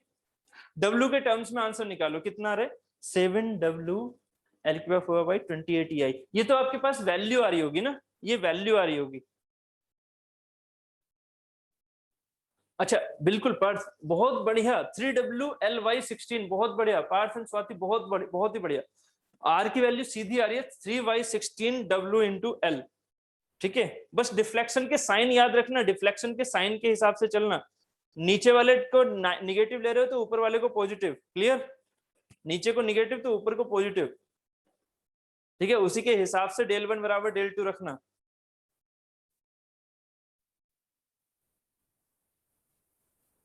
ठीक। मतलब वाई सी जो हमारे पास नेट आ रहा है उसमें मैंने नीचे वाले को निगेटिव ले लिया, ऊपर वाले को पॉजिटिव ले लिया, ठीक है। या ऊपर वाले को पॉजिटिव, नीचे वाले को पॉजिटिव ले लो, ऊपर वाले को निगेटिव ले लो। तो नीचे वाले को अगर मैं पॉजिटिव ले रहा हूँ तो कितना हो जाएगा, इसकी वजह से यूडीएल की वजह से क्या होता है, यूडीएल की वजह से होता है WL के पावर 4/8 EI, ठीक है। तो यहाँ पर क्या हो जाएगा, WL के power 4/8 EI, this is the downward, this is the downward in C for 1, ठीक है। अपवर्ड कितना लग रहा है, R की वजह से, तो माइनस R की वजह से क्या हो जाएगा, RL³ अपॉन में 3EI, ये हो गया अपवर्ड, ठीक है। बराबर क्या होगा, क्योंकि आपने डाउनवर्ड को पॉजिटिव माना है, सो इसमें भी डाउनवर्ड जा रहा है, सो पॉजिटिव बनेगा। पॉजिटिव कितना बनेगा यहाँ पर, फिर से R, ये डिस्टेंस कितनी है L, तो RL³ अपॉन में RL³ अपॉन में 3EI, ठीक है। यहाँ पर हो गया RL³ अपॉन में 3EI। अब क्या करोगे, ये माइनस है ये प्लस है, ये इधर ले जाओगे, नहीं तो अगर आपने यहाँ साइन कन्वेंशन नहीं लिए होते तो ये चीजें आप ही कट भी सकते थे, ठीक है। तो यहाँ पर क्या है कि साइन कन्वेंशन के साथ सोल्व करना है, आपके पास फाइनली R की वैल्यू आ जाएगी, ये क्योंकि डाउनवर्ड था इस वजह से इसको पॉजिटिव लिया, R की वैल्यू यहाँ पर आ जाएगी क्या, 3Y16WL निकलती, R की वैल्यू 3Y16WL निकल के आ जाएगी, क्लियर है, ठीक है, ओके, ठीक है। नेक्स्ट क्वेश्चन की तरफ चलें, हो गया ये क्वेश्चन, फिक्स सपोर्ट था, क्वेश्चन में डर जाएंगे आपके, पता नहीं क्या तो ये क्वेश्चन है, मैकेनिकल वाले स्पेशली, क्योंकि सिविल वालों को तो इनकी आदत होती है, मैकेनिकल वाले सोचेंगे फिक्स सपोर्ट है, पता नहीं क्या हो रहा है। कुछ नहीं करना, इंटरनल हिंज का पहली कॉन्सेप्ट समझाया हुआ है, दो फिगर बनाना, उन दो फिगर में क्या करना, फिर से सुपरपोजिशन लगाना और इन दोनों का यहाँ पर कंपैटिबिलिटी के हिसाब से रिएक्शन की वैल्यू निकाल देना, ठीक है। कंप्लीट हो गया, आगे चलें, समझ में आ गया या नहीं, जल्दी से बताइए कोई भी, और स्पेशली मैकेनिकल, जल्दी से बताइए ये क्वेश्चन समझ में आया या नहीं, आ गया, ओके गुड। चलिए फिर आगे चलें, ये क्वेश्चन कीजिएगा, मैंने कहा ना हर एक टाइप पे क्वेश्चन रखूंगा, तो ये क्वेश्चन है जो कि 3D बेसिस पर आपको सोचना है, 3D बेसिस पर।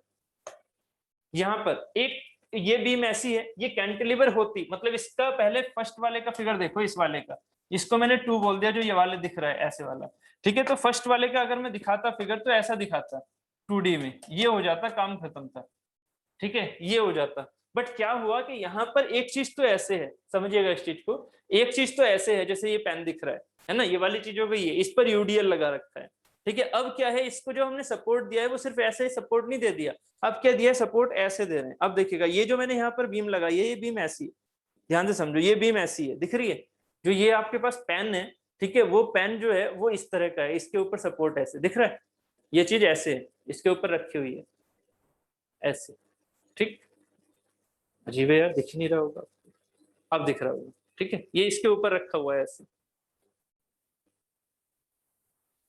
ठीक, हाँ ठीक है, देखिए चलिए, तो यहाँ पर ये जो है, ये पार्ट बस ये ध्यान देना है कि यहाँ इस वाले शेप के लिए, जो यहाँ से इस वाले शेप है, इसको अगर मैं इधर से देखूं, जैसे अभी मैं दिखा भी रहा था आपको, इधर से देखूं तो टू पार्ट पर कैसा दिखेगा, यहाँ पर सपोर्ट है टू वाले पार्ट पर, ये हो गई, यहाँ सपोर्ट हो गई टू वाले पार्ट पर, ये साथ ही यहाँ जो पॉइंट है, इस पॉइंट पर फोर्स कैसे लग रहा होगा, ऐसे, यस और नो, इस पॉइंट पर फोर्स कैसे लग रहा होगा, ऐसे, यहाँ बी पॉइंट पर, यस, ठीक है। अब जरा थोड़ा विजुअलाइज करके और आंसर निकालिएगा। क्वेश्चन है आपका, what is the reaction at point B, इस पॉइंट बी पर रिएक्शन बतानी है। अभी जैसे आपने किया है वही सेंस यहाँ पर लेके चलना है। उस क्वेश्चन में था इंटरनल हिंज, इस क्वेश्चन में क्या है सोच के देखो, एक है हमारे पास कैंटिलीवर वाला फिगर 1 वाला, एक है आपके पास एसएसबी वाला फिगर 2 वाला।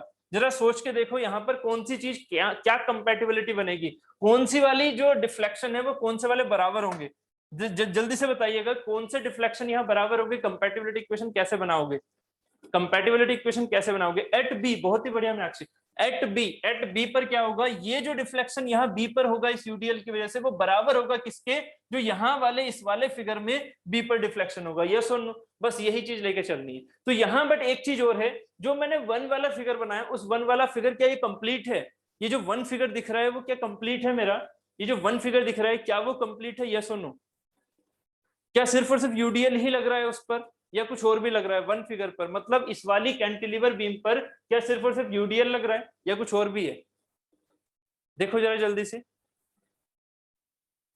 रिएक्शन बिल्कुल रिएक्शन अप डायरेक्शन में, कहां पर, बी पर, क्योंकि बी ने यार यहाँ पर रिएक्शन भी तो दी होगी, यहाँ ये पॉइंट है, ये इसके ऊपर टिका हुआ है ना, तो बी जो वाला, बी वाला जो मतलब ये वाली जो बीम है, ये जो बीम है, ये जो ऐसे दिख रही है टिल्टेड, जिसे मैं 2 बोल रहा हूँ, ये जो बीम है, इस बीम की वजह से इस पर रिएक्शन भी तो आएगी, वही रिएक्शन यहाँ काम करेगी, जैसे अभी इंटरनल हिंज में समझाया था, वही रिएक्शन यहाँ काम करेगी, वो होगी इस पर नीचे की डायरेक्शन में, जबकि इस पर होगी ऊपर की डायरेक्शन में, बस। अब वही फिगर जो अभी समझाया था, उसी फिगर के हिसाब से ये आंसर कैलकुलेट करके डायरेक्शन को सेम रखना, बस। अगर इसके डाउनवर्ड डायरेक्शन में पॉजिटिव ले रहे हो तो यहाँ पर भी डाउनवर्ड को पॉजिटिव लेना है, बराबर करते हुए, ठीक है। तो यहाँ क्या हो जाएगा, y, ये पॉइंट है बी, ये पॉइंट बी, तो y b net 4 1 equal to y b 4 2, ठीक है। तो यहां से क्या हो जाएगा, खुद से करो, इधर मत देखना, ठीक है, मैं यहाँ पर सोल्व कर रहा हूँ।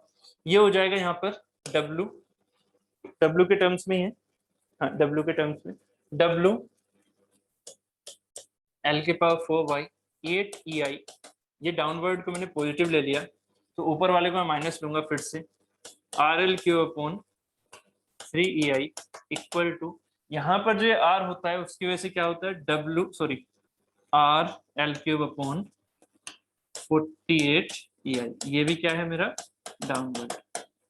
प्लीज ध्यान रखना, इसमें कभी कंफ्यूजन ये हो जाती है कि आप यहाँ पर डायरेक्शन भी ले रहे हो और मैग्नीट्यूड भी ले रहे हो, ध्यान से समझना, ये मैग्नीट्यूड बराबर है, तो मैग्नीट्यूड बराबर करते हुए डायरेक्शन भी प्लस और माइनस के हिसाब से लेके चलना। यहाँ ऐसा नहीं है कि ये सर डायरेक्शन इधर की साइड में कर लो तो माइनस हो जाएगी, ऐसे कुछ नहीं हो रहा है, ये दोनों अलग अलग फिगर हैं, ये दोनों अलग अलग फिगर हैं, तो दोनों की वैल्यूज अलग अलग आप कैलकुलेट कर रहे हो, और उनकी वैल्यूज डायरेक्शन के साथ सेम वैल्यू कैलकुलेट करनी है। दोनों की अलग अलग फिगर की जो वैल्यूज आप निकाल रहे हो वो डायरेक्शन सेम मान के करनी है। अगर इसमें आपने नीचे वाले को पॉजिटिव माना है तो इसमें भी नीचे वाले को पॉजिटिव ही मानोगे, तभी ये वैल्यू कैलकुलेट होगी, नहीं तो नहीं होगी। और y इक्वल टू वाई, ठीक है, ये वाली चीज। तो यहाँ से हमारे पास r की वैल्यू निकल के आ जाएगी। अब इसको सोल्व कर लेंगे तो r की वैल्यू कितनी आ रही है बताइए, r की वैल्यू आ जाएगी आपकी 6y17WL, आई या नहीं आई, 6y17WL आई या नहीं आई, जल्दी से बताइए, आ गई, वेरी गुड, बहुत बढ़िया होने, ठीक है, 6y17WL, बहुत बढ़िया पार्ट। क्यों, क्योंकि आपने सिर्फ 48 को चेंज किया है, उसमें क्या था, उसमें फिर से 3 आई था, अगर यहाँ मैं इंटरनल हिंज लेता तो आंसर वही हो जाता, फिर से इधर फिक्स वगैरह लेता तो ठीक है। तो यहाँ हमने क्या लिया हुआ है, यहाँ सिंपली सपोर्टेड है, तो क्वेश्चन ऐसा भी बन के आ सकता है। क्लियर हो गया? क्वेश्चन देखने में बहुत कॉम्प्लिकेटेड है, डिफ्लेक्शन के क्वेश्चन देखने में बहुत कॉम्प्लिकेटेड होते हैं, बट हमेशा माइंड में सुपरपोजिशन लेके चलना है, हर चीज को छोटी छोटी चीजों में तोड़ देना है, बस आंसर आ जाएगा आपको। बहुत ही नॉर्मल होते हैं रिफ्लेक्शन के क्वेश्चन, बस ट्रिक समझ में आनी चाहिए। नेक्स्ट क्वेश्चन, नेक्स्ट टाइप, जैसे मैंने बोला था आपसे टॉर्जन टाइप, इस क्वेश्चन को कीजिएगा। जनरली स्टूडेंट जब इसे पहली बार देखेंगे तो सोचेंगे यार पता नहीं कैसे ट्विस्टिंग वगैरह लगाएंगे, बट बहुत ही सिंपल होता है ये कॉन्सेप्ट, बस आपको बैठना होता है अलग अलग जगह पर, ठीक है, जब विजुलाइज करते हैं।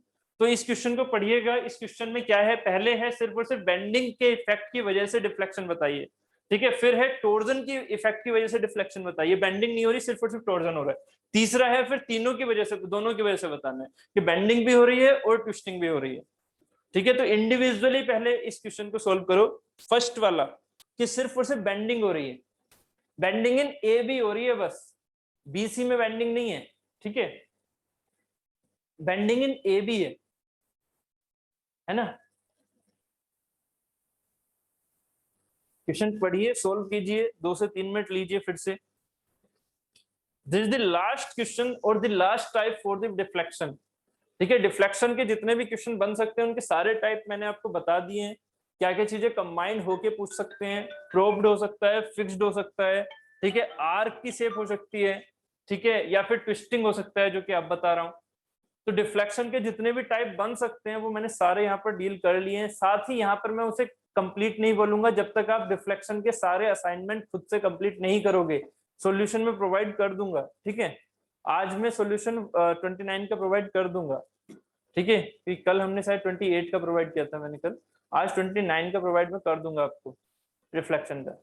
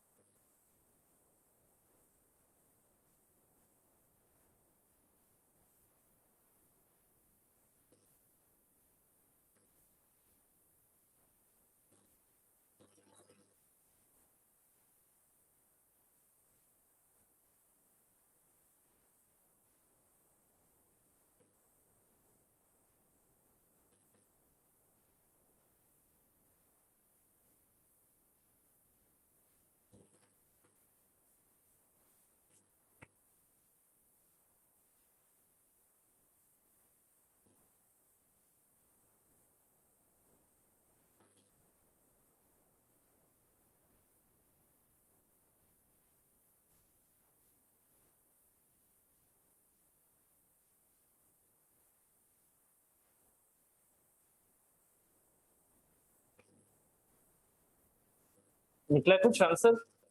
फर्स्ट वाले पार्ट का हुआ कुछ? सबसे पहले सिर्फ और सिर्फ बेंडिंग वाला सोचना है, ट्विस्टिंग वाला नहीं सोचना। सेकंड में ट्विस्टिंग सोचनी है, बेंडिंग नहीं सोचनी है। थर्ड में दोनों चीजें सोचनी है। किसके लिए? बीम ए बी के लिए। ए बी के लिए सबसे पहले, ये ए बी के सिर्फ में तो है, ए बी के लिए सबसे पहले सिर्फ और सिर्फ बेंडिंग सोचोगे, ट्विस्टिंग नहीं सोचोगे उसमें। दूसरे में ट्विस्टिंग सोचोगे, बेंडिंग सोचोगे ही नहीं।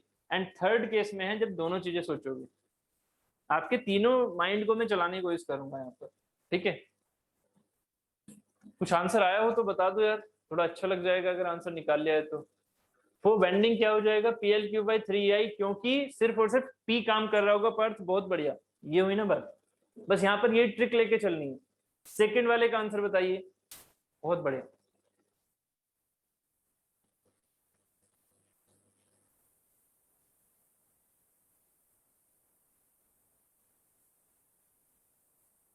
बहुत बढ़िया PL³/3EI, गुड।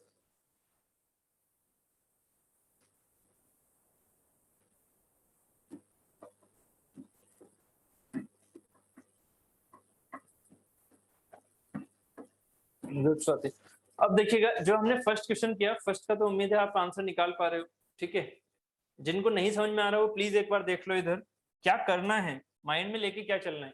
ए बी क्या है, ए बी में अभी ट्विस्टिंग नहीं है, फर्स्ट क्वेश्चन कर रहा हूँ, ए बी में ट्विस्टिंग नहीं है, मैंने ये कंसीडर किया है, मैंने खुद से मैंने क्या कहा, मैंने टाइप बना रहा हूँ, तो टाइप बनाते हुए मैंने पहले क्या किया, सिर्फ और सिर्फ बेंडिंग हो रही है, ए बी में ट्विस्टिंग है ही नहीं, मतलब वो ट्विस्टिंग में इतना अच्छा है, उसका जी इतना अच्छा है ए बी का कि ट्विस्टिंग करने ही नहीं दे रहा, वो सिर्फ और सिर्फ क्या हो रही है, बेंडिंग हो सकती है उसमें, है ना। तो यहाँ पर क्या होगा, इस P को पहले यहाँ पर इसको क्या कर सकते हैं, हम इक्विवेलेंट फिगर में बना सकते हैं।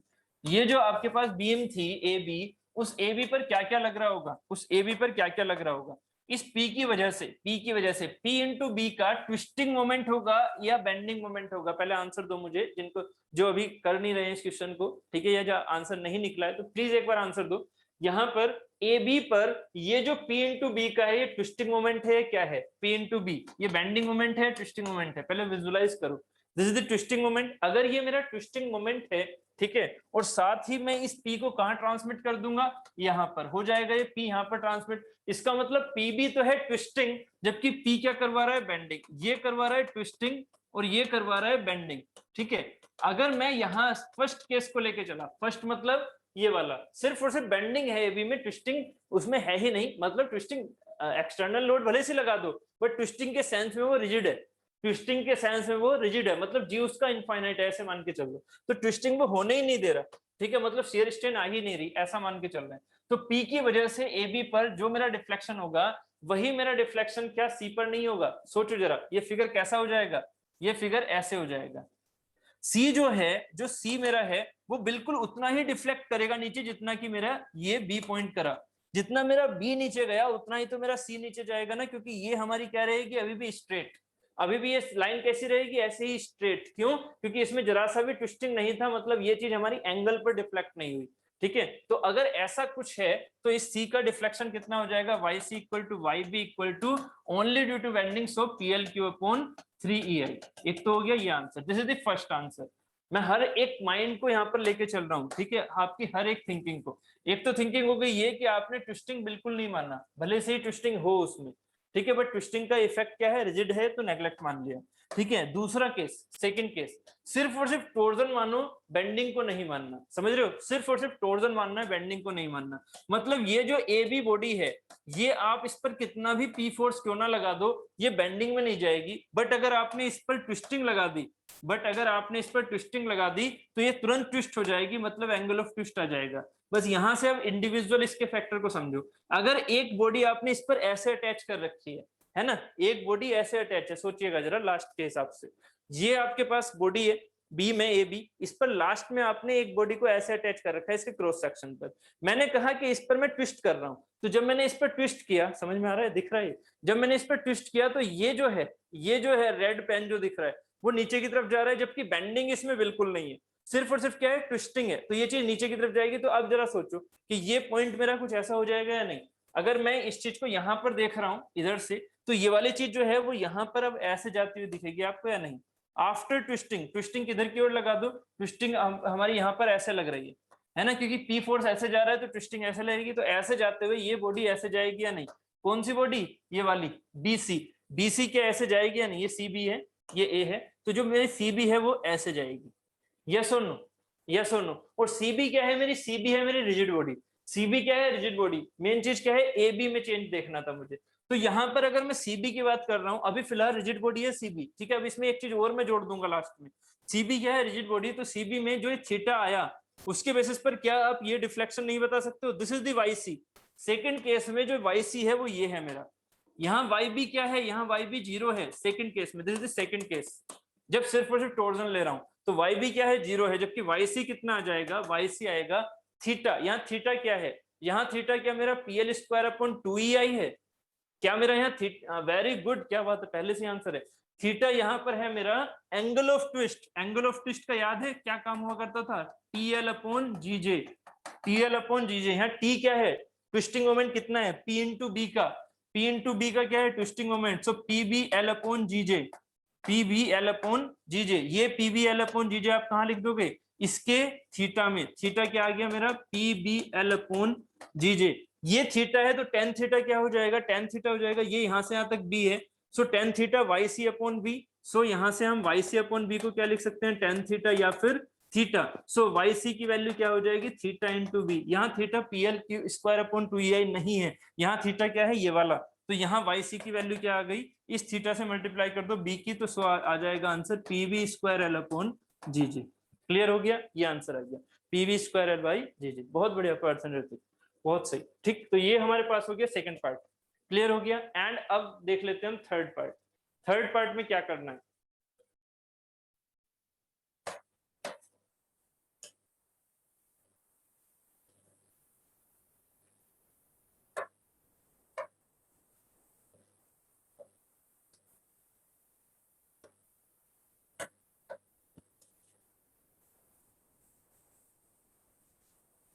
ये है इंपॉर्टेंट, जो कि आपके क्वेश्चन इससे ऐसे पूछे जाते हैं।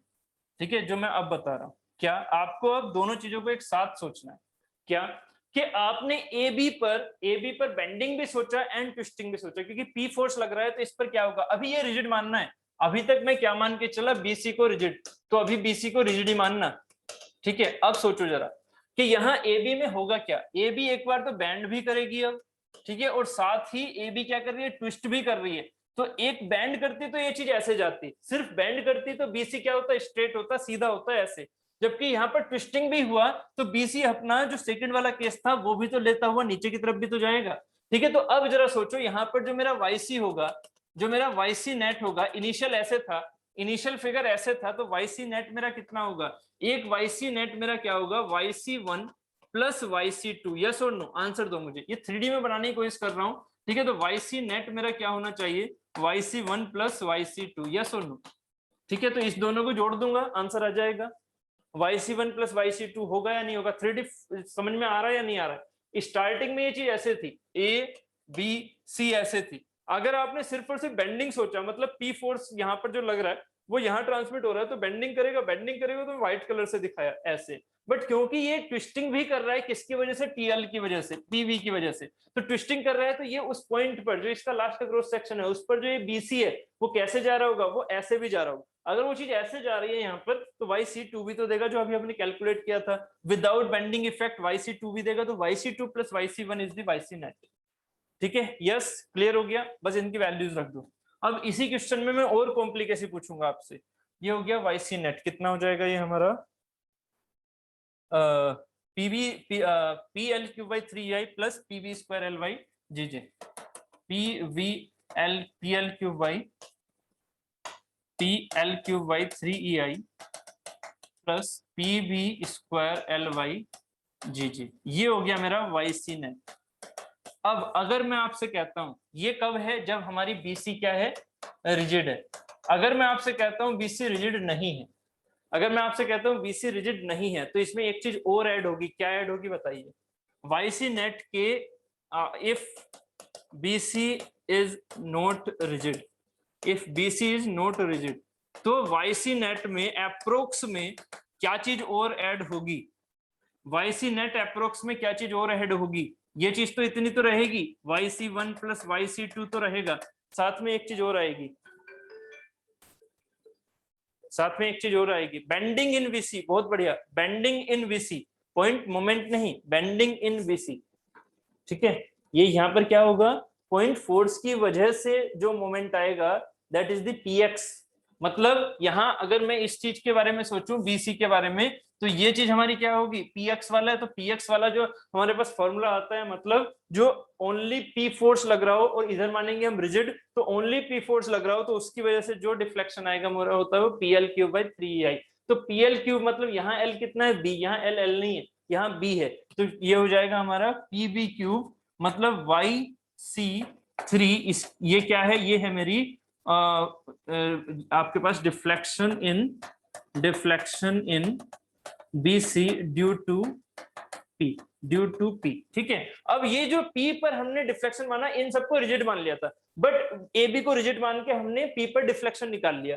अब ये सोचिए कि AB रिजिड तो है नहीं, तो AB पर जितना डिफ्लेक्शन हुआ, AB पर जितना डिफ्लेक्शन हुआ वो था हमारा ये वाला YC1 प्लस YC2। YC1 क्या था, AB का सिर्फ बेंडिंग डिफ्लेक्शन, बट YC2 क्या था, YC2 का BC अगर रिजिड होती और AB अगर यहाँ डिफ्लेक्ट हो रही है टॉर्जन में, तो उसका टोटल है ये, तो प्लस में क्या हो जाएगा, सिर्फ और सिर्फ ये वाला पार्ट जब मैंने उसको AB को रिजिड मान के और P की वजह से इस वाली BC वाली में डिफ्लेक्शन देखा। So this will be the answer. क्या हो जाएगी फाइनल वैल्यू इसकी, वो निकल के आ जाएगी ये क्या, YC1 मतलब PL3/3EI plus PB²L/GJ plus YC3, अभी आपने कहा P इंटू BQ, ये मेरा B ही तो L है, तो PB3/3EI। ठीक है, इसका मटेरियल का भी EI मान लो और ये भी क्या मान लो, EI। ये दोनों अलग अलग हो सकते हैं। ठीक है, कॉन्सेप्ट समझ में आया या नहीं, जल्दी से बताइए, कॉन्सेप्ट क्लियर हो गया या नहीं। ठीक है, कॉन्सेप्ट क्लियर हो गया, कितना भी क्यों ना कॉम्प्लिकेटेड क्वेश्चन मिल जाए टॉर्जन में, समझ में आ गया या नहीं। मेन चीज क्या है टॉर्जन की, टॉर्जन कहाँ यूज हुआ था, टॉर्जन हुआ है इस जगह यूज, बस ये अगर सेकंड केस समझ में आ गया तो आप आराम से आंसर कर जाओगे ट्विस्टिंग वाले भी। यस और नो, अगर नहीं समझ में आया तो फिर से बता दूंगा, जल्दी से बता दो अगर फिर से समझना है तो। ये थीटा समझ में आया था, ये थीटा हमारा एंगल ऑफ ट्विस्ट है, ना कि ये थीटा मेरा वो थीटा है जो हम निकालते हैं थीटा मैक्स वगैरह, वो नहीं है ये क्या है मेरा एंगल ऑफ ट्विस्ट। इस एंगल ऑफ ट्विस्ट में क्या लगाओगे, सीधा tan थीटा, और ज्यादा टफ नहीं करना है अपनी कैलकुलेशन को, सीधा tan थीटा लगा के YC की वैल्यू निकाल लिया करो। यहाँ पर ये था बेस, ठीक है, सीधा समझ में आ गया। हाँ सर, BC की बेंडिंग की डायरेक्शन बता दो, C पॉइंट पर ऊपर जाएगा या नीचे। BC की बेंडिंग की डायरेक्शन होता है C पॉइंट ऊपर जाएगा नीचे।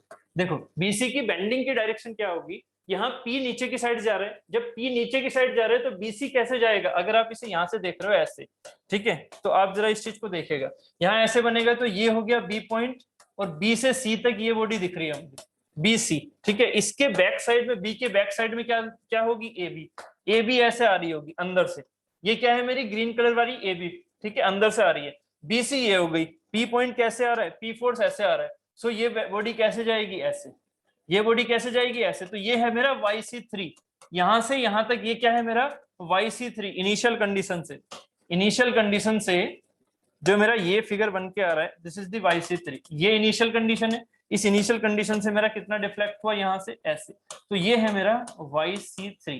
ठीक है, नीचे की तरफ जाता हुआ, ये मेरा B है या फिर A है बैक साइड में।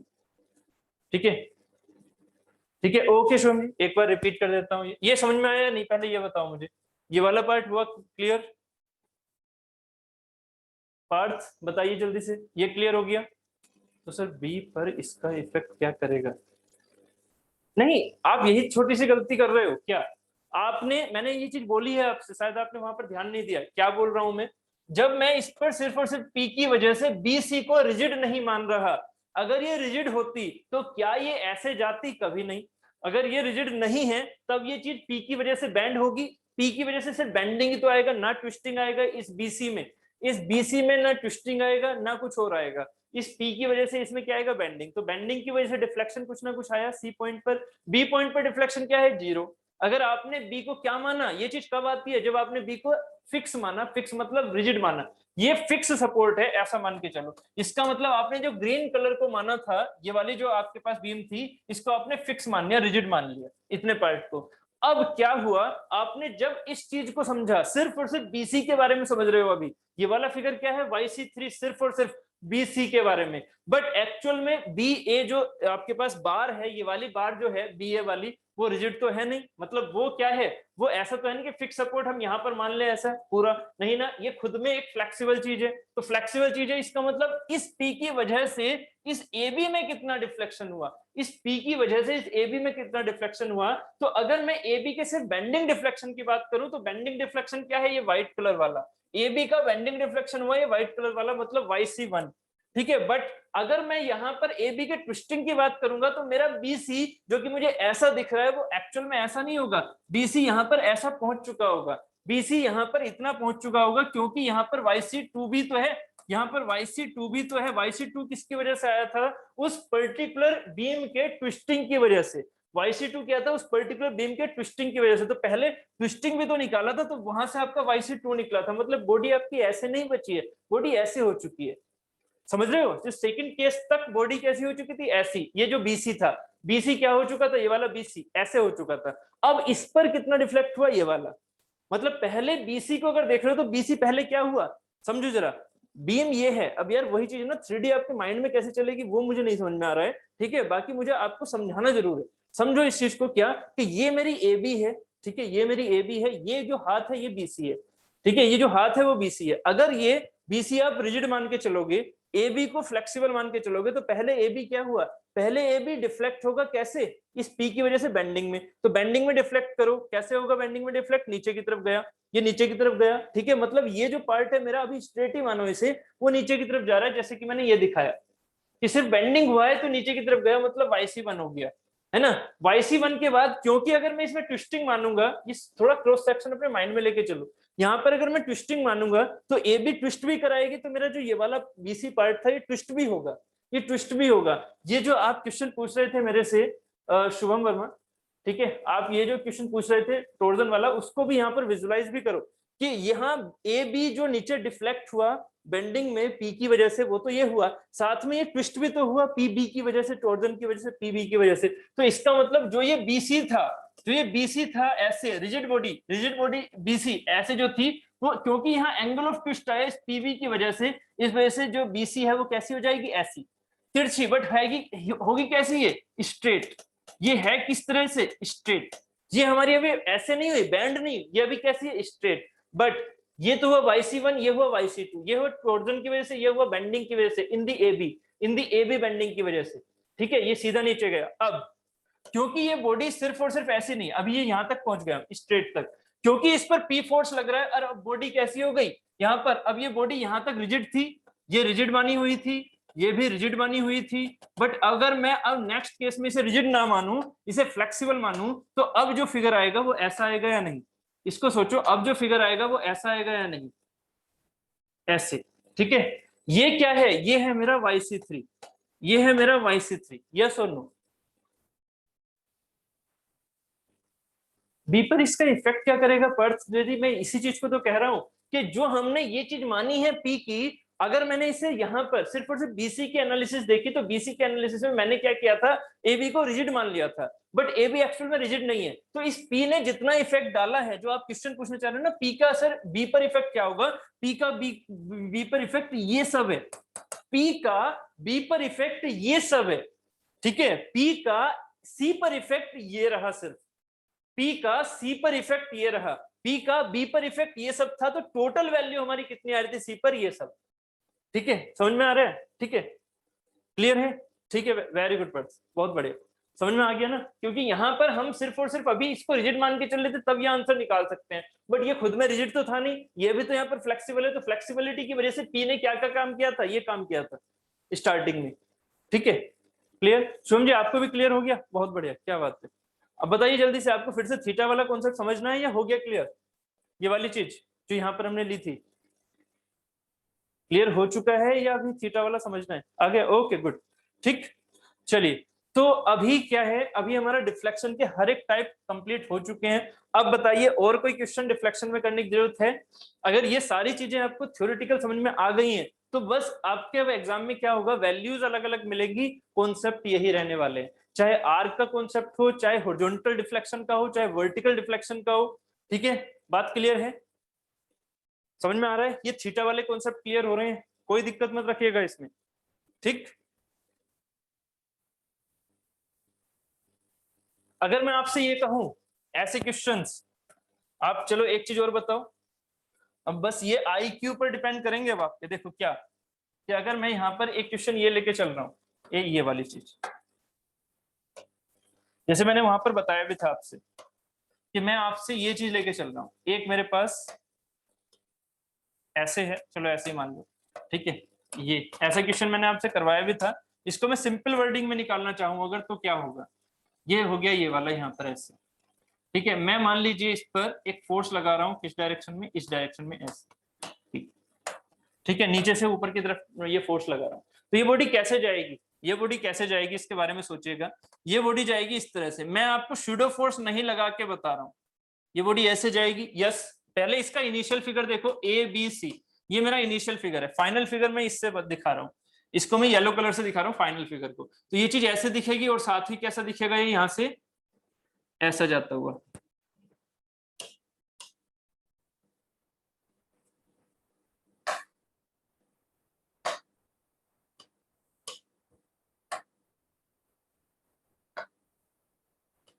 ठीक है, साथ ही ये यहाँ पर कैसा दिखेगा, ऐसा जाता हुआ। ठीक है, क्लियर है। ठीक, तो इस सेंस में हम जो ये आंसर निकालते हैं, ठीक है, इसका जो वर्टिकल डिफ्लेक्शन है, जो इसका सॉरी ऊपर के साइड में जो डिफ्लेक्शन जा रहा है, एक मिनट, ये थोड़ा सा यहाँ एंगल गड़बड़ हो गया। ठीक है, ये चीज हमारी ऐसे जाएगी। मैं ये पी फोर्स मैंने ऐसे लगाया ना, इसका मतलब ये स्ट्रेट जाती तो ऐसे जाती, समझो ये डिफ्लेक्शन बहुत छोटा है, ये बहुत छोटी वैल्यू है, और ये इसके बराबर होगी, ऑब्वियस है। थोड़ा फिगर सही से नहीं बन पा रहा है, समझिएगा इस चीज को क्या कह रहा हूं मैं। इसको मैं स्ट्रेट लाइन से दिखा दूं ऐसे, ये इतना फिगर ऐसे जाएगा बेसिकली ऐसे। ठीक है, जितनी ये डिस्टेंस है ना, समझो इस चीज को मैं कैसे बना रहा हूँ, जितनी ये डिस्टेंस है उतनी ये डिस्टेंस आएगी। ठीक है, तो यहाँ ये होगा 90 डिग्री यहाँ पर ऐसे। ठीक है, ये डिस्टेंस इतनी होगी जितनी ये गई, मतलब अगर मैं इसे बोल देता हूँ पी, ठीक है, पी तो यहाँ पर ले लिया मैंने, इसको बोल देता हूँ अगर मैं ए डिस्टेंस ऐसे, इसको बोल देता हूँ ए डिस्टेंस, और इसको बोल देता हूँ बी डिस्टेंस, तो दोनों ये बराबर हैं, ए इक्वल टू बी है, ये माइंड में लेके चलना। ठीक है, बट क्योंकि पी है, क्योंकि ये रिजिड नहीं है, तो इस पर क्या होगा, ये बॉडी जाएगी कैसी, ये बॉडी जाएगी इस तरह से, ये बॉडी कैसे जाएगी, ये बॉडी जाएगी इस तरह से ऐसे। यस और नो, ये बॉडी कैसे जाएगी, ऐसे। यस, बताइए जल्दी से, ये बॉडी ऐसे जाएगी या नहीं, जो ग्रीन कलर से दिखाई है अभी, समझ में आ रही है या नहीं आ रही है? ठीक है, दिख रही है, ऐसे जाएगी, क्लियर हो रहा है? ठीक है, अगर ये चीज ऐसे जाएगी तो आपको वर्टिकल डिफ्लेक्शन कैसे निकालना है, without pseudo force, without pseudo force, without strain energy, आप इसका वर्टिकल डिफ्लेक्शन सीधा निकाल सकते हो अप्रोक्स में। क्या क्या होगा, क्या होगा जरा सोच के देखो, सीधा ये मैथ्स है, सीधा मैथ्स है। क्या कि आप यहां से जो इसका डिफ्लेक्शन निकाल रहे हो, बेसिकली क्या है, वो है यहाँ पर ये वाली डिस्टेंस जिसे मैंने बी बोल दिया था, ये सी पॉइंट था, ये सी पॉइंट था, बी डिस्टेंस प्लस में ये वाली डिस्टेंस, ये डिस्टेंस कितनी होगी, ये डिस्टेंस कितनी हो गई, इसको मैंने ए बोला था, इसको बी बोल दिया, इसको सी नहीं बोलूंगा, इसको बोल रहा हूँ डी, क्योंकि सी क्या है, सी पॉइंट ले लिया मैंने, इससे कंफ्यूज मत होना प्लीज। ठीक है,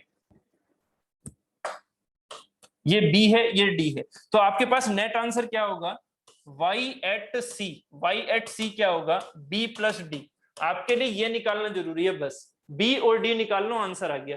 b कैसे निकालोगे, b निकालोगे आप इसके बेसिस पर, अगर आप ये एंगल देखोगे तो ये एंगल थीटा है या नहीं, ये एंगल यहाँ पर थीटा है, ट्विस्टिंग वाला थीटा नहीं है, ये थीटा कौन सा वाला थीटा है, जो यहाँ पर एक्चुअल में आ रहा होगा इससे, हॉरिजॉन्टल से, ये जो थीटा होगा, क्या ये थीटा के बराबर होगा या नहीं होगा, ये जो यहाँ से थीटा जा रहा है, क्या वो इस थीटा के बराबर है, यस। इसका मतलब ये थीटा कितना होता है, जब इस पर एक फोर्स लग रहा हो, इस पर सॉरी मोमेंट लग रहा हो, क्योंकि पी की वजह से क्या आएगा, एक पॉइंट मोमेंट, याद है ना अभी जो फिगर हमने देखा था, पी की वजह से क्या आएगा, एक पॉइंट मोमेंट, ये वाला कितना होगा, वो पी इंटू एल का, अगर ये एल डिस्टेंस है तो पी इंटू एल का हो गया पॉइंट मोमेंट। इस पॉइंट मोमेंट की वजह से थीटा क्या आता है, थीटा क्या होता है, थीटा एट, इस पॉइंट को क्या माना था सी, इस पॉइंट को क्या मान लिया बी, इस पॉइंट को ए मान रखा है, तो थीटा एट बी कितना आ गया, थीटा एट बी कितना आ गया भाई, बताइए जल्दी से, M L Y E I. ठीक है, ये क्या है, M L Y E I, तो एम की वैल्यू कितनी है, P L into L Y E I, so answer will be P L square Y E I, this is the theta B. Yes, ठीक है, थीटा बी समझ में आ गया। इस थीटा बी के बेसिस पर पहले येलो कलर वाले को देखो, जो मैं समझा रहा हूं, येलो कलर वाला थीटा बी के हिसाब से जाएगा, इसका मतलब मैं यहां पर क्या निकाल सकता हूं, मैं यहां पर ये बी की वैल्यू निकाल सकता हूं, ये वाली बी की, इस थीटा से, तो इस थीटा से अप्रोक्स में ये बी की वैल्यू क्या आएगी, tan theta B, tan theta B क्या आएगा, perpendicular divided by base, base कितना है एल, जब ये चीज यहां शिफ्ट हो रही है तो उस चीज को हम यहां शिफ्ट करा सकते हैं, तो ये टेन थीटा बी क्या हो गया, बी वाई एल, सो बी की वैल्यू कितनी आ गई, जो मैंने यहां लिया हुआ है, बी की वैल्यू आ जाएगी थीटा बी इंटू एल, क्योंकि टेन थीटा भी बहुत छोटा है, so theta B into L, so answer क्या हो जाएगा, पीएल क्यूब अपॉन में ई आई, ये आ गया PL cube upon E I, यहां तक क्लियर है। ये जो PL cube upon E I है that is the B, plus D क्या होगा, डी वो होगा जो कि यहाँ पर इस पी की वजह से आ रहा है। येलो कलर में जो ये वाली आपने बीम की एक सिचुएशन मानी है, इस बीम पर क्या हुआ, आपने इसको रिजिड मान लिया, ऐसे रिजिड मान लिया, इस बीम पर अब क्या लग रहा है, सिर्फ और सिर्फ पी है ना, यहाँ पर तो पी लग रहा है, इस पी की वजह से क्या होगा, इसमें बेंडिंग आएगी, तो इसकी वजह से जो बेंडिंग आ रही है दैट इज द डी। तो डी हमारा क्या होगा, डी हमारा होगा मतलब vertical deflection due to P force, कैसा होगा, इसको सपोर्ट को हमने क्या मान रखा है, रिजिड। और ये जैसे कि आपने पर्स क्वेश्चन पूछा था कि सर इसका इस पर क्या इफेक्ट होगा, वही बी पर इफेक्ट हमने पहले निकाल लिया है, जो इस पी का बी पर जो इफेक्ट होगा वो हमने पहले निकाल लिया है। इसका मतलब जो ये सिचुएशन गई है ये बी पर इफेक्ट की वजह से गई है, तो मतलब वहां बी रिजिड नहीं था, फ्लेक्सिबल था। ठीक है, अब जब ये इक्वेशन हम निकाल रहे हैं, जो डी की वैल्यू निकाल रहे हैं, वो हम क्या मान के चल रहे हैं कि बी वाली जो पॉइंट है वो रिजिड है। इसका मतलब सिर्फ और सिर्फ डिफ्लेक्शन कहां हो रहा है, इस वाले में जो ग्रीन कलर से जा रहा है। इसका मतलब डी की वैल्यू क्या हो जाएगी, D equal to P L cube upon में 3EI। P L cube, L length ये है, पी एल क्यूब अपॉन में 3EI, P L cube upon 3EI, this will be the D. ठीक है, तो टोटल वर्टिकल डिफ्लेक्शन क्या हो जाएगा, Y C equal to B plus D. B कितना है हमारे पास, P L cube upon EI plus में EL क्यूब बाई 3EI। तो ये हमारा अप्रोक्स आंसर दे देता है। तो आप इसको भी विदाउट शूडो फोर्स आंसर निकाल सकते हैं। तो आप पहले ये अप्रोच रखना, शूडो फोर्स ना लगाते हुए आप डायरेक्टली ये अप्रोच रख के आंसर निकाल देना। मैंने अभी जैसे आपको पहले भी बताया था कि अप्रोच आप पहले मैथ्स वाली रखोगे, अप्रोक्स वाली, उसके बाद रखोगे शूडो फोर्स वाली। ठीक है, नहीं तो अगर आपका एनएटी है तो सीधा शूडो फोर्स में रख सकते हो, मुझे कोई दिक्कत नहीं है, आंसर आपका एग्जैक्ट आएगा, रेंज वो उसी हिसाब से देंगे। ठीक है, शूडो फोर्स के हिसाब से ही रेंज देंगे वो। ठीक, क्लियर है। नहीं तो अप्रोक्स वाली रेंज में मिलेगी, अप्रोक्स वाली रेंज में मिलेगी, क्योंकि ये तरीका गलत नहीं होता है। ठीक है, ये अप्रोक्स में आंसर जरूर देगा आपको। तो कितना आंसर आ जाएगा यहाँ से, 3EI, मतलब ये हो जाएगा आपके पास 3EI, ये 3 + 1 मतलब 4, 4PL क्यूब अपॉन 3EI। ठीक है, क्लियर है, समझ में आया या नहीं, यस और नो, जल्दी से बताइए ये क्लियर हुआ या नहीं।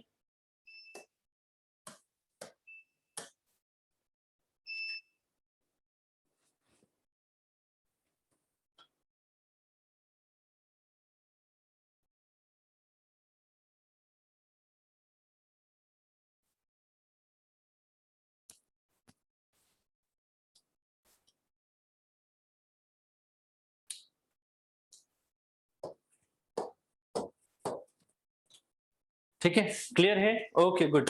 ठीक है, तो इस तरह से हमारा डिफ्लेक्शन चैप्टर कंप्लीट हो जाता है। ठीक है, इसमें कुछ एक स्लाइड और मैंने यहाँ पर ऐड की हुई है, इसको और देख लो।